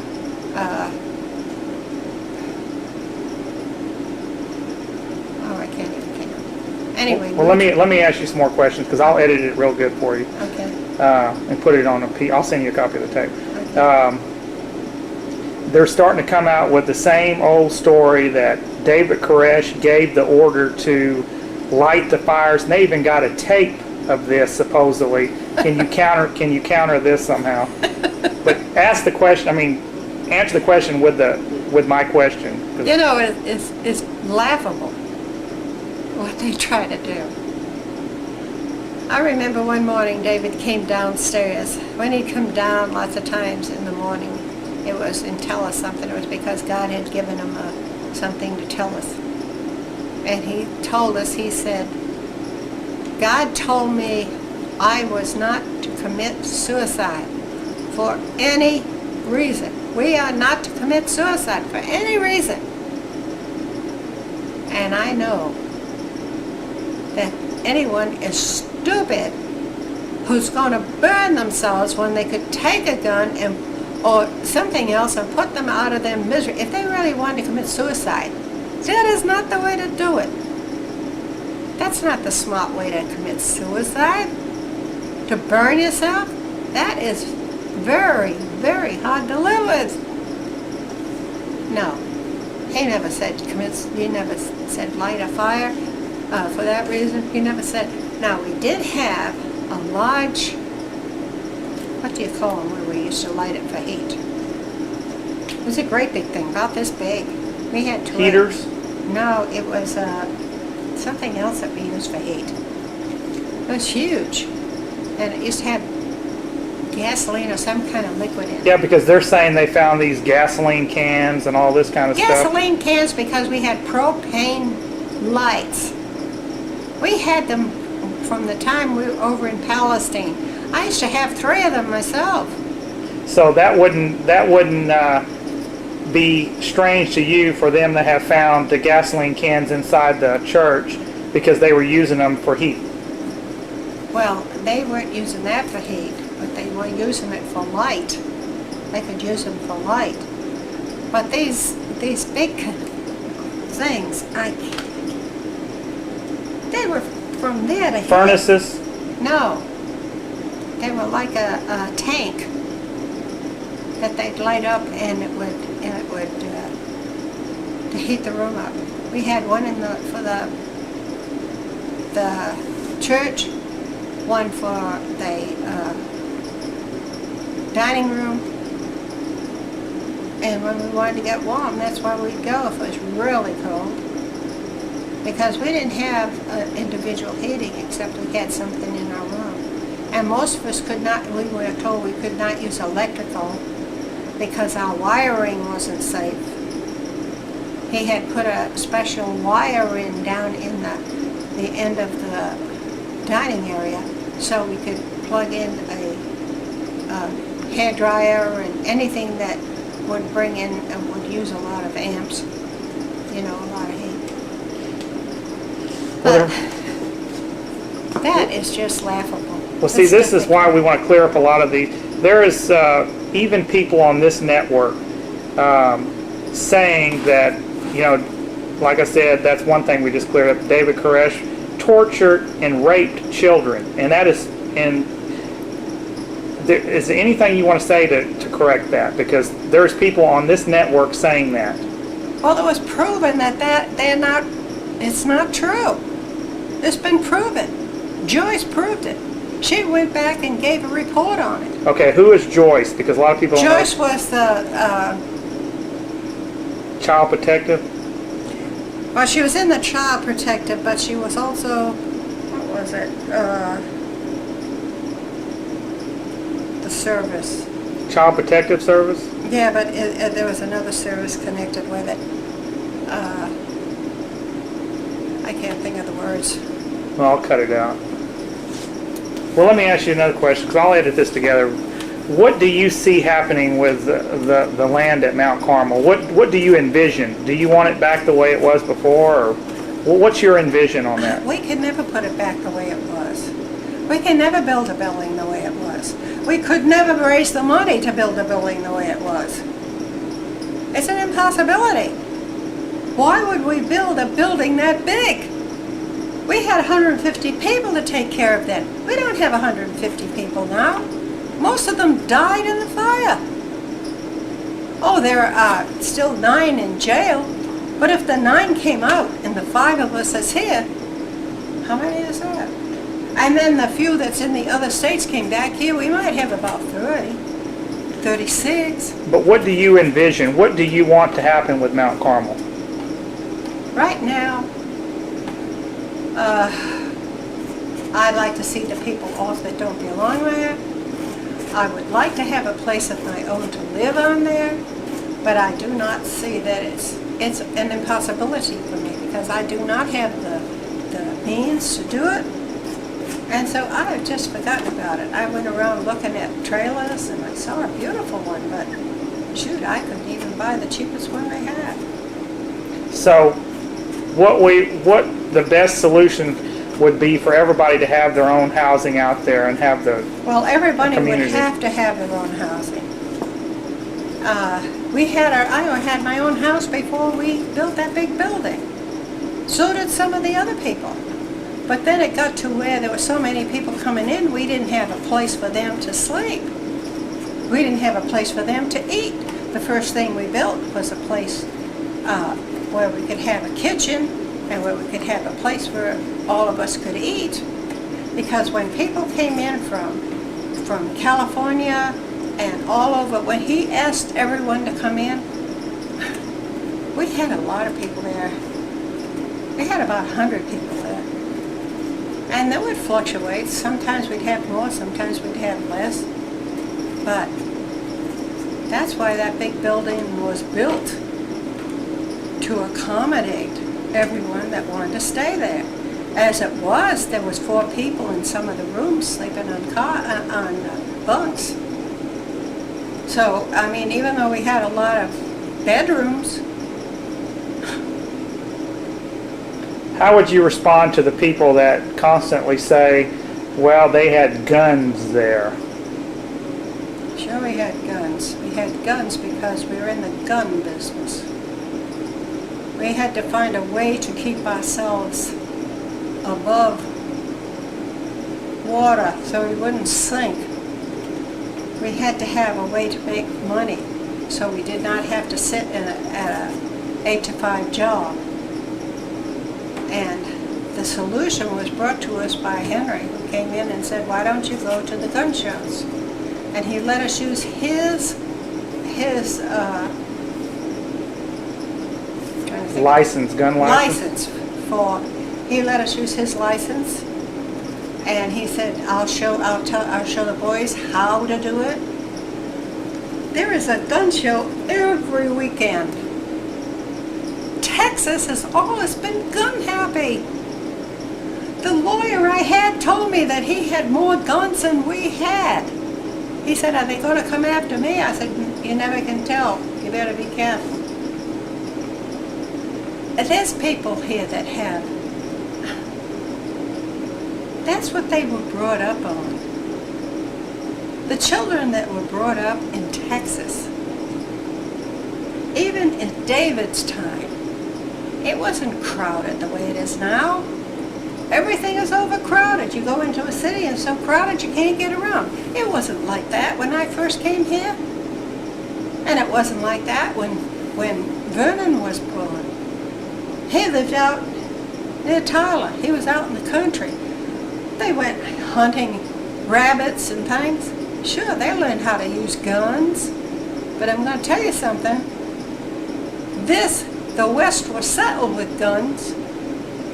And this country was built on guns. What do you think happened when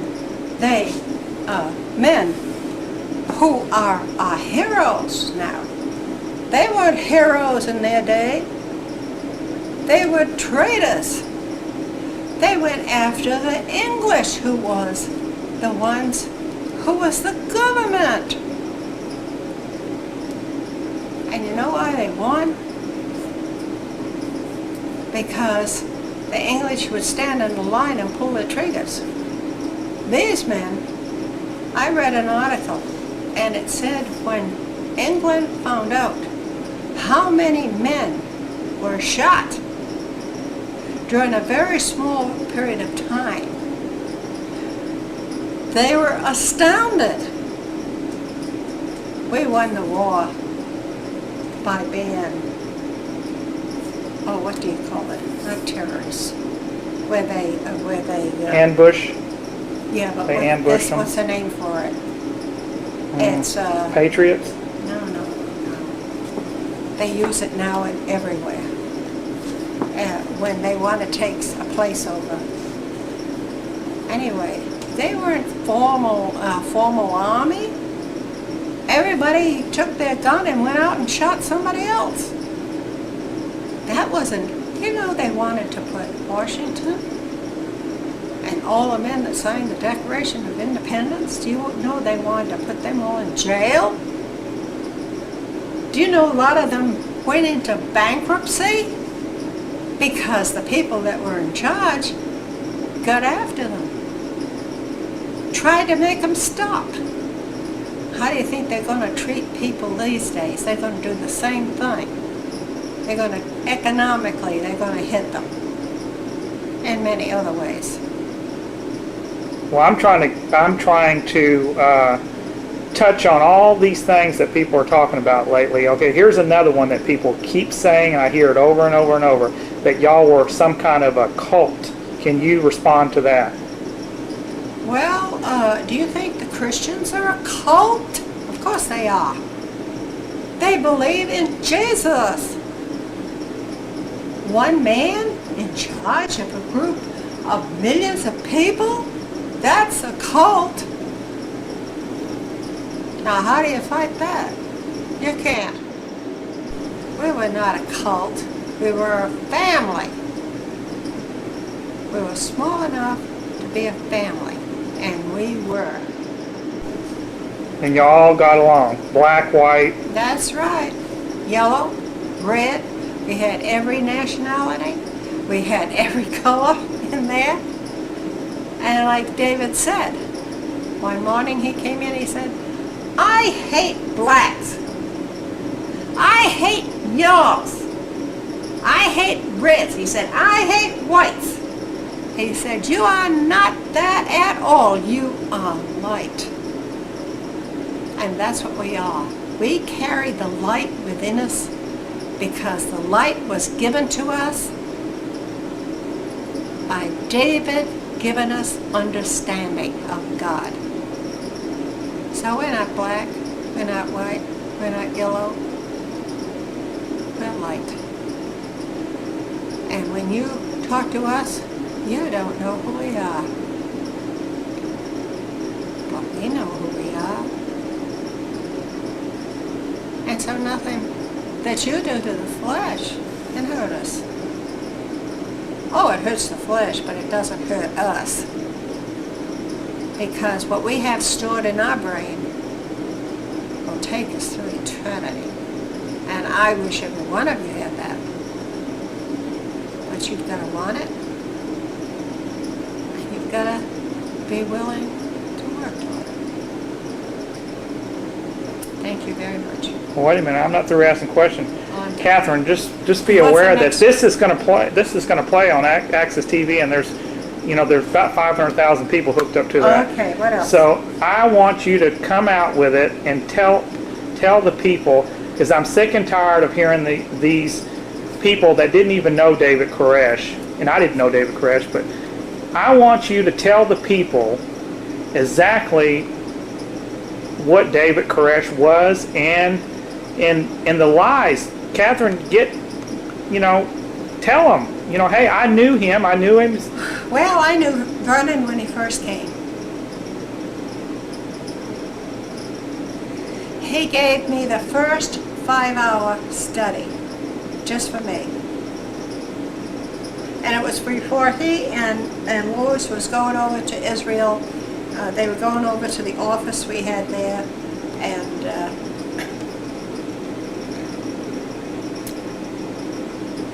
then he gave us, when he first came in, I should start here.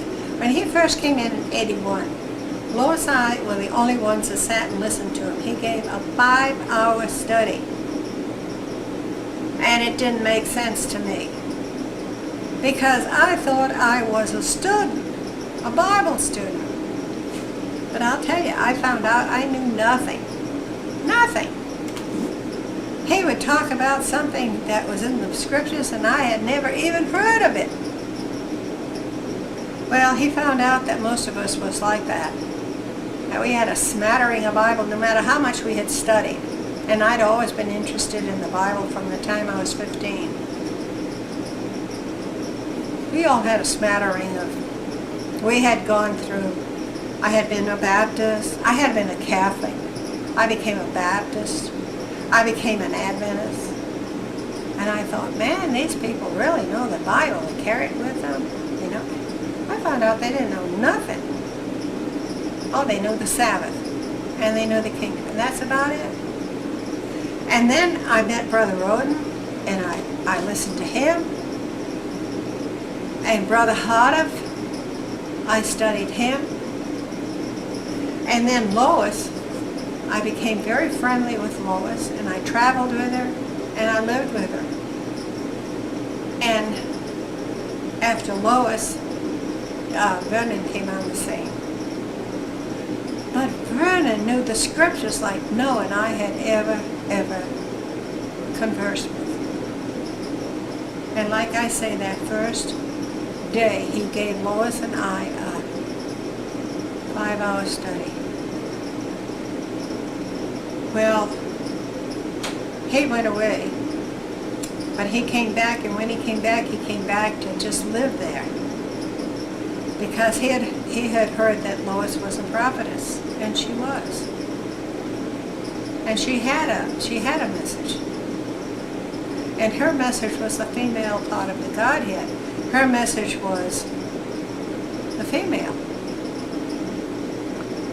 The Bible says, let us make man in our image, male and female created he them.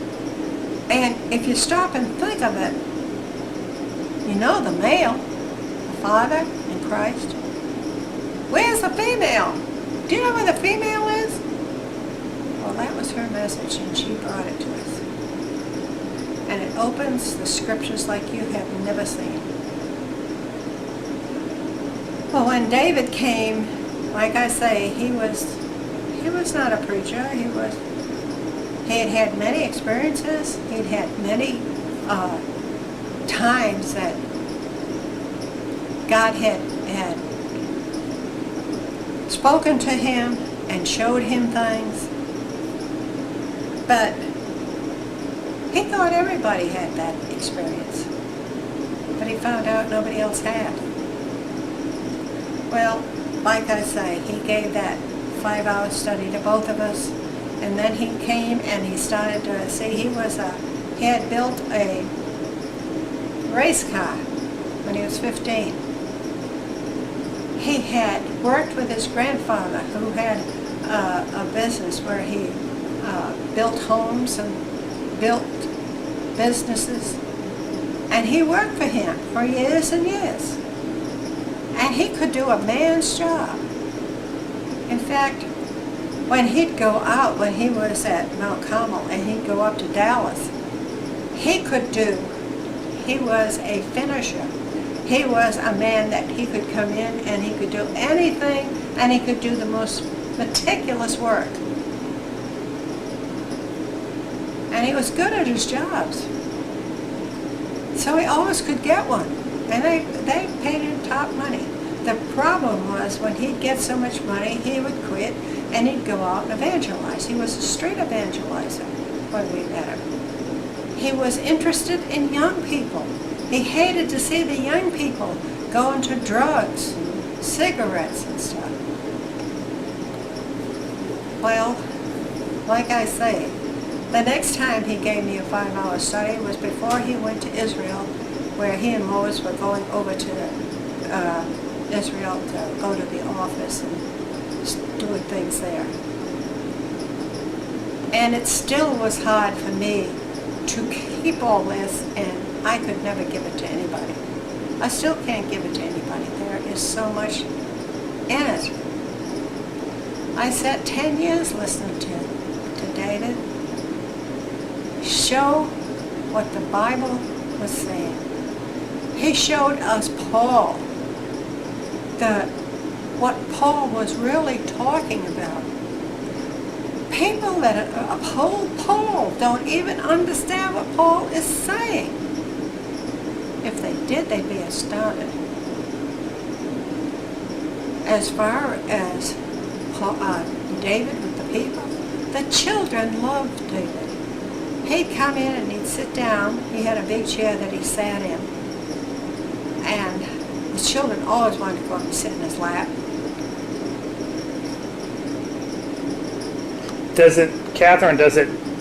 How does it make you feel, though, to see the reports out here that people didn't even know David Koresh, calling him a pedophile, a rapist. How does that make you feel knowing that's not true? Because this needs to be countered. Because, you know, what I understand and what I know, when I hear people like that, I feel sorry for them. I feel sorry that they could be so stupid. You know, David told us what stupidity is. David's stupidity is believing many things, but understanding little. A person that talks about something that they do not understand is pitiful. And they deserve your pity, not your rage. The day will come when the rage will take care of them, but not today. You see, we are living in a time where everybody is choosing what they want to be. Everybody is choosing who they will follow. Will they follow God, the God in heaven, or will they follow Satan, the God of the world? Most of them are following God, the God of the world. And he will take anybody under his wing that he can get. He doesn't treat them right. I mean, he doesn't love them and take care of them. He hurts them. He puts many diseases on his own people. But I feel sorry for the people that do not understand. And because they have an opportunity to understand, they will have to suffer the consequences.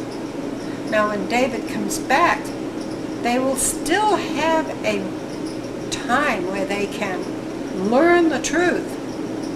If they continue to turn away from the truth, they will go through the 7 deaths. And one of the deaths, by the way, is like the flood, where people were drowned.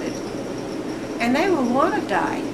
And they will seem like they have died, but they have not died. They're going to be alive and go through the next death. So why should I be upset with people like that? I'm sorry for them. I pity them. That's all. Okay, another question to explain. Okay, they said, and it's still going on now because I just heard it the other day, that David Koresh said he was Jesus. Now, what's your opinion of that? Is that true or false? Well, anybody who has studied the scriptures, he never said he was Jesus. I will tell you that right now. He never claimed he was Jesus. But anybody who has studied the Bible at all know that Christ was considered the Lamb. Any true Bible student will say that Christ is the Lamb. Now when you get to Revelation, in Revelation 5, it says, who is able to open the seals? And the answer is nobody in heaven, nobody in earth, and nobody under earth. Nobody who has ever lived or is living in heaven can do it. Nobody. But the book is in the Father's hand. And the book is going to be given to someone who can open it. And the Lamb is the one that is given the book. And people say, oh yeah, that's Jesus up in heaven. That isn't Jesus. But the Lamb is Christ.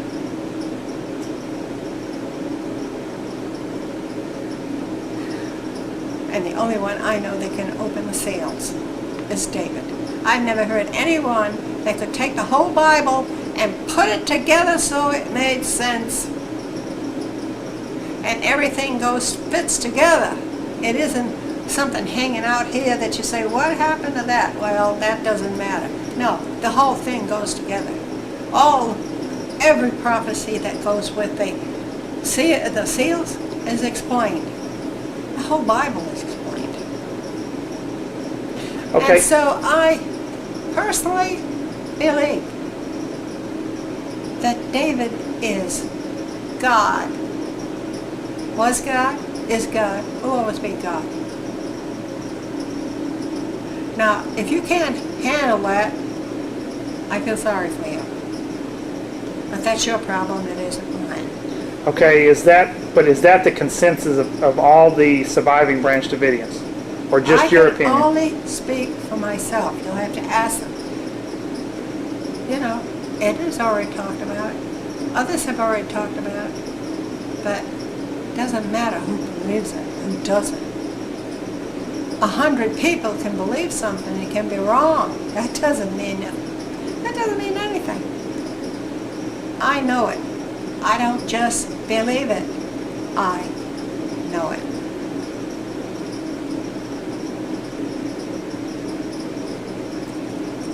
Anything else for the people, Catherine? Anything to close it out? Because I need to close it out. Well, I've already closed it. You can take that. All right. Anything else that I can add in there? Any other lies that you've heard that you want to? Because I want to make this to. I have heard so many, and I'll tell you what. I don't remember them because I just put them out of my mind because I know where they come from. They come from Satan, and I'm not interested in Satan.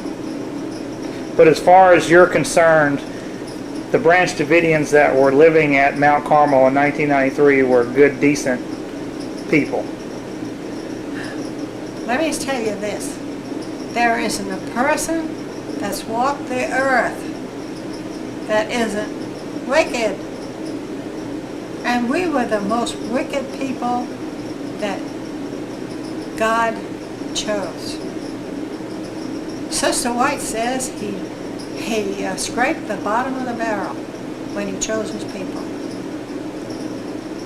So that doesn't make us very high. Doesn't make us very good. But there will come a day when we will be pure and righteous and good and have the complete mind of God, and there'll be no sin in us because we will have been clean and God will do it. And that's what I'm looking forward to. The only person that's ever walked the earth that wasn't sinful was Christ. And the record is there for you to read.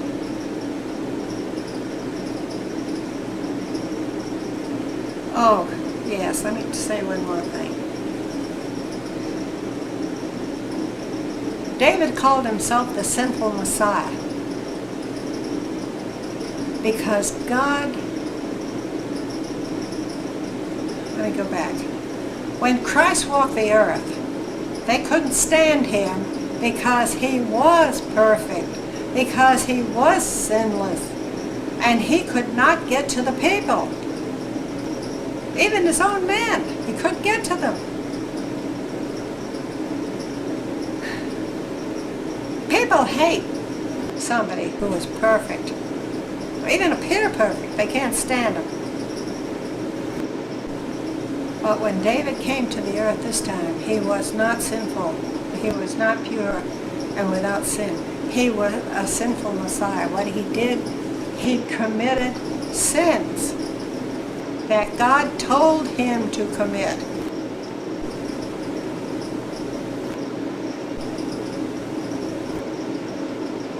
But he was the Messiah nevertheless. I'm getting tired. Well, that's good. Alrighty, I hope y'all enjoyed our visit to Mount Carmel in 1998. Thanks a lot and God bless, and we'll see you next time here on Mike Hanson Archives.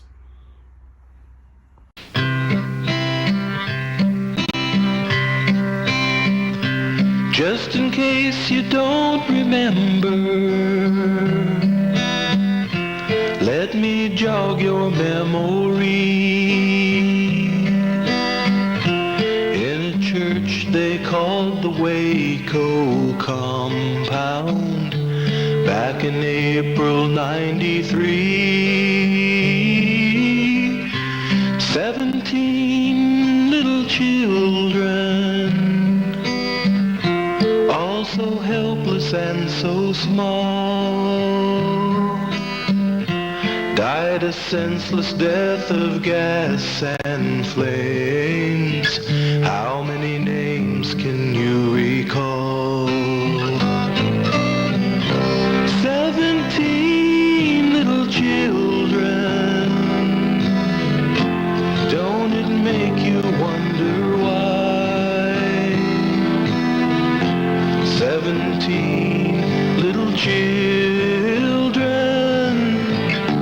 How could they deserve to die? Maybe we should stop and ask ourselves, have we become so blind?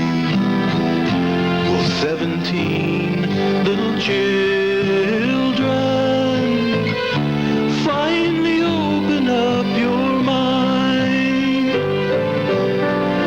How did you sleep last night, Bill Clinton? Tell me, did you feel their pain? As 17 little children cried out and perished in the flames. Attorney General Janet Reno, I accept your offer to resign. How can you stand for law and order now when you won't answer to your crimes? 17 little children, all so helpless and so small. 17 little children. How many names can you recall? Maybe we should stop and ask ourselves, have we become so blind? Will 17 little children finally open up your mind? I've heard it said the Branch Davidians only got what they deserved,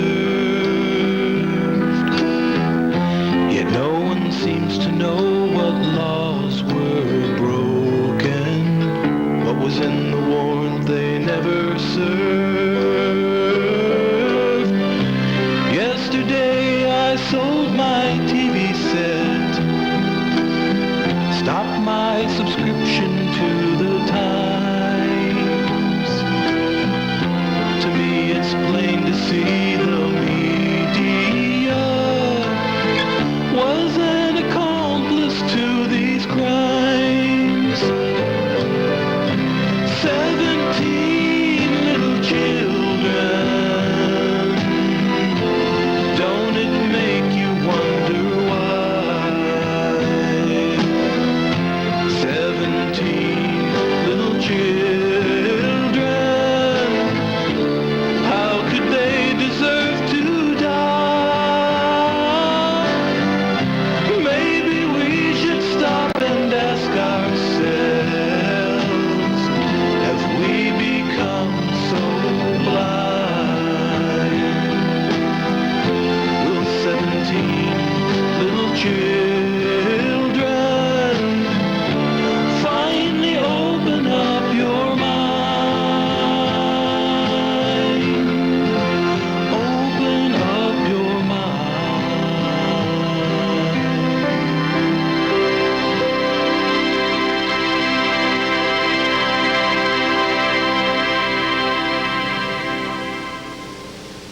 I like that shirt. I like it too. Oh, Larry, here, hold on. Oh, Mike Hanson oh. original. Oh, I love that. come and take me. No, come and make me. That's right. And guess what? You can get those by calling 830-672-3089. But how does somebody get that good a body, though? That's what I want to know. You got to work at Sonic for 4 years. Bye.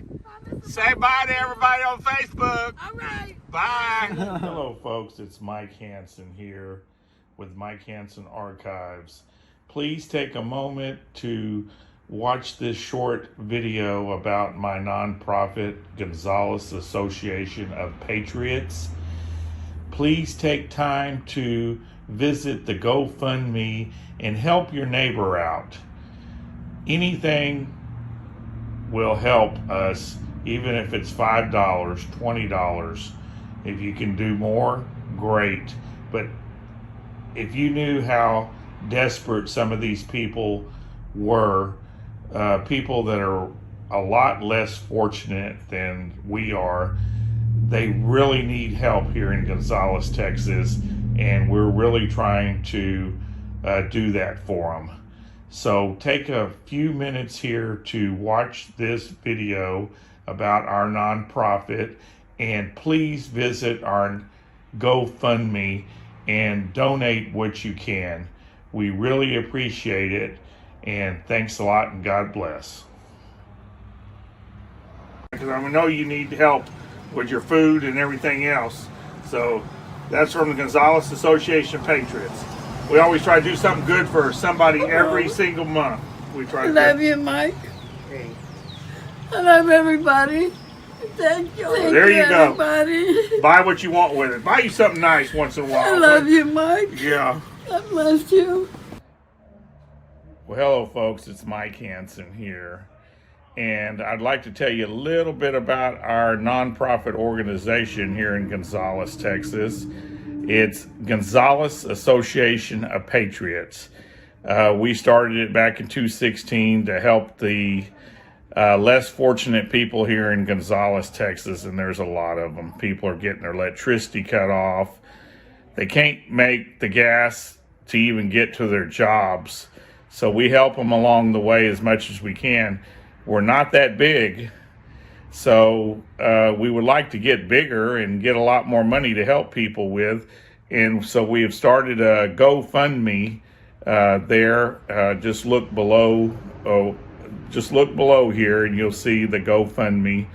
And here's a couple people that we have helped lately, and hopefully it will move you to give a little bit to our organization, Gonzales Association of Patriots.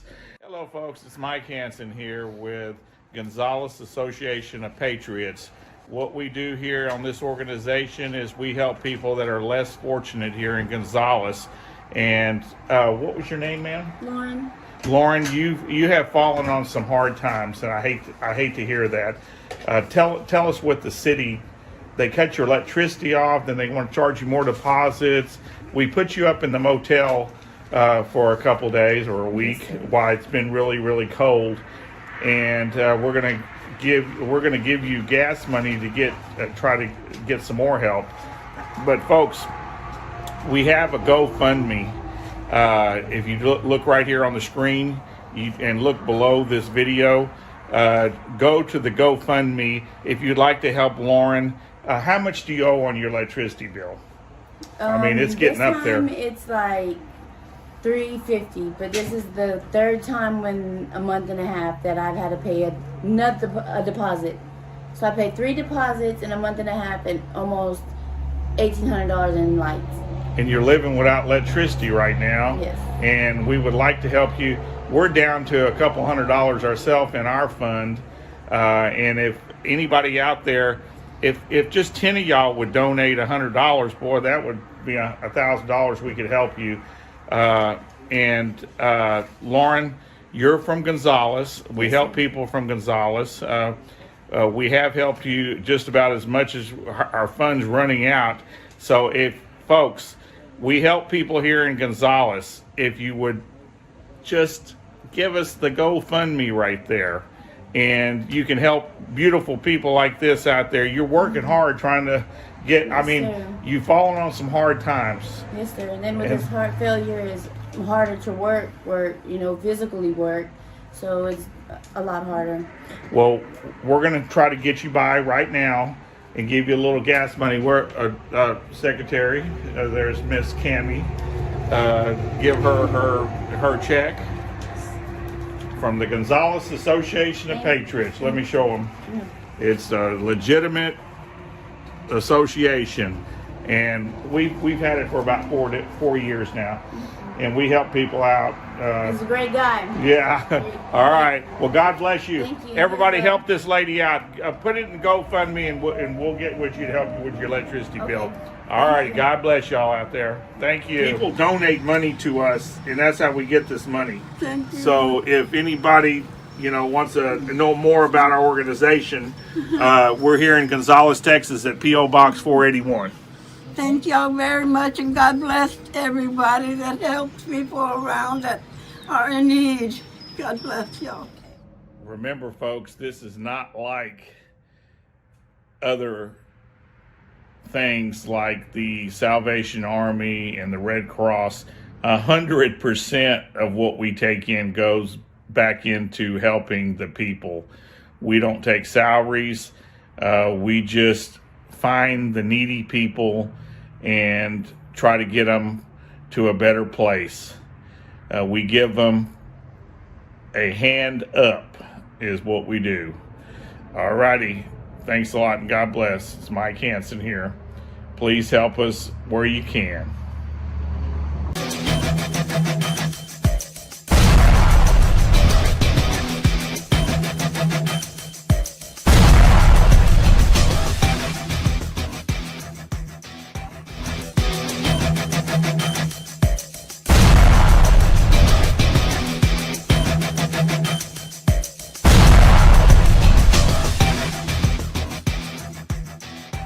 Long live the Constitution!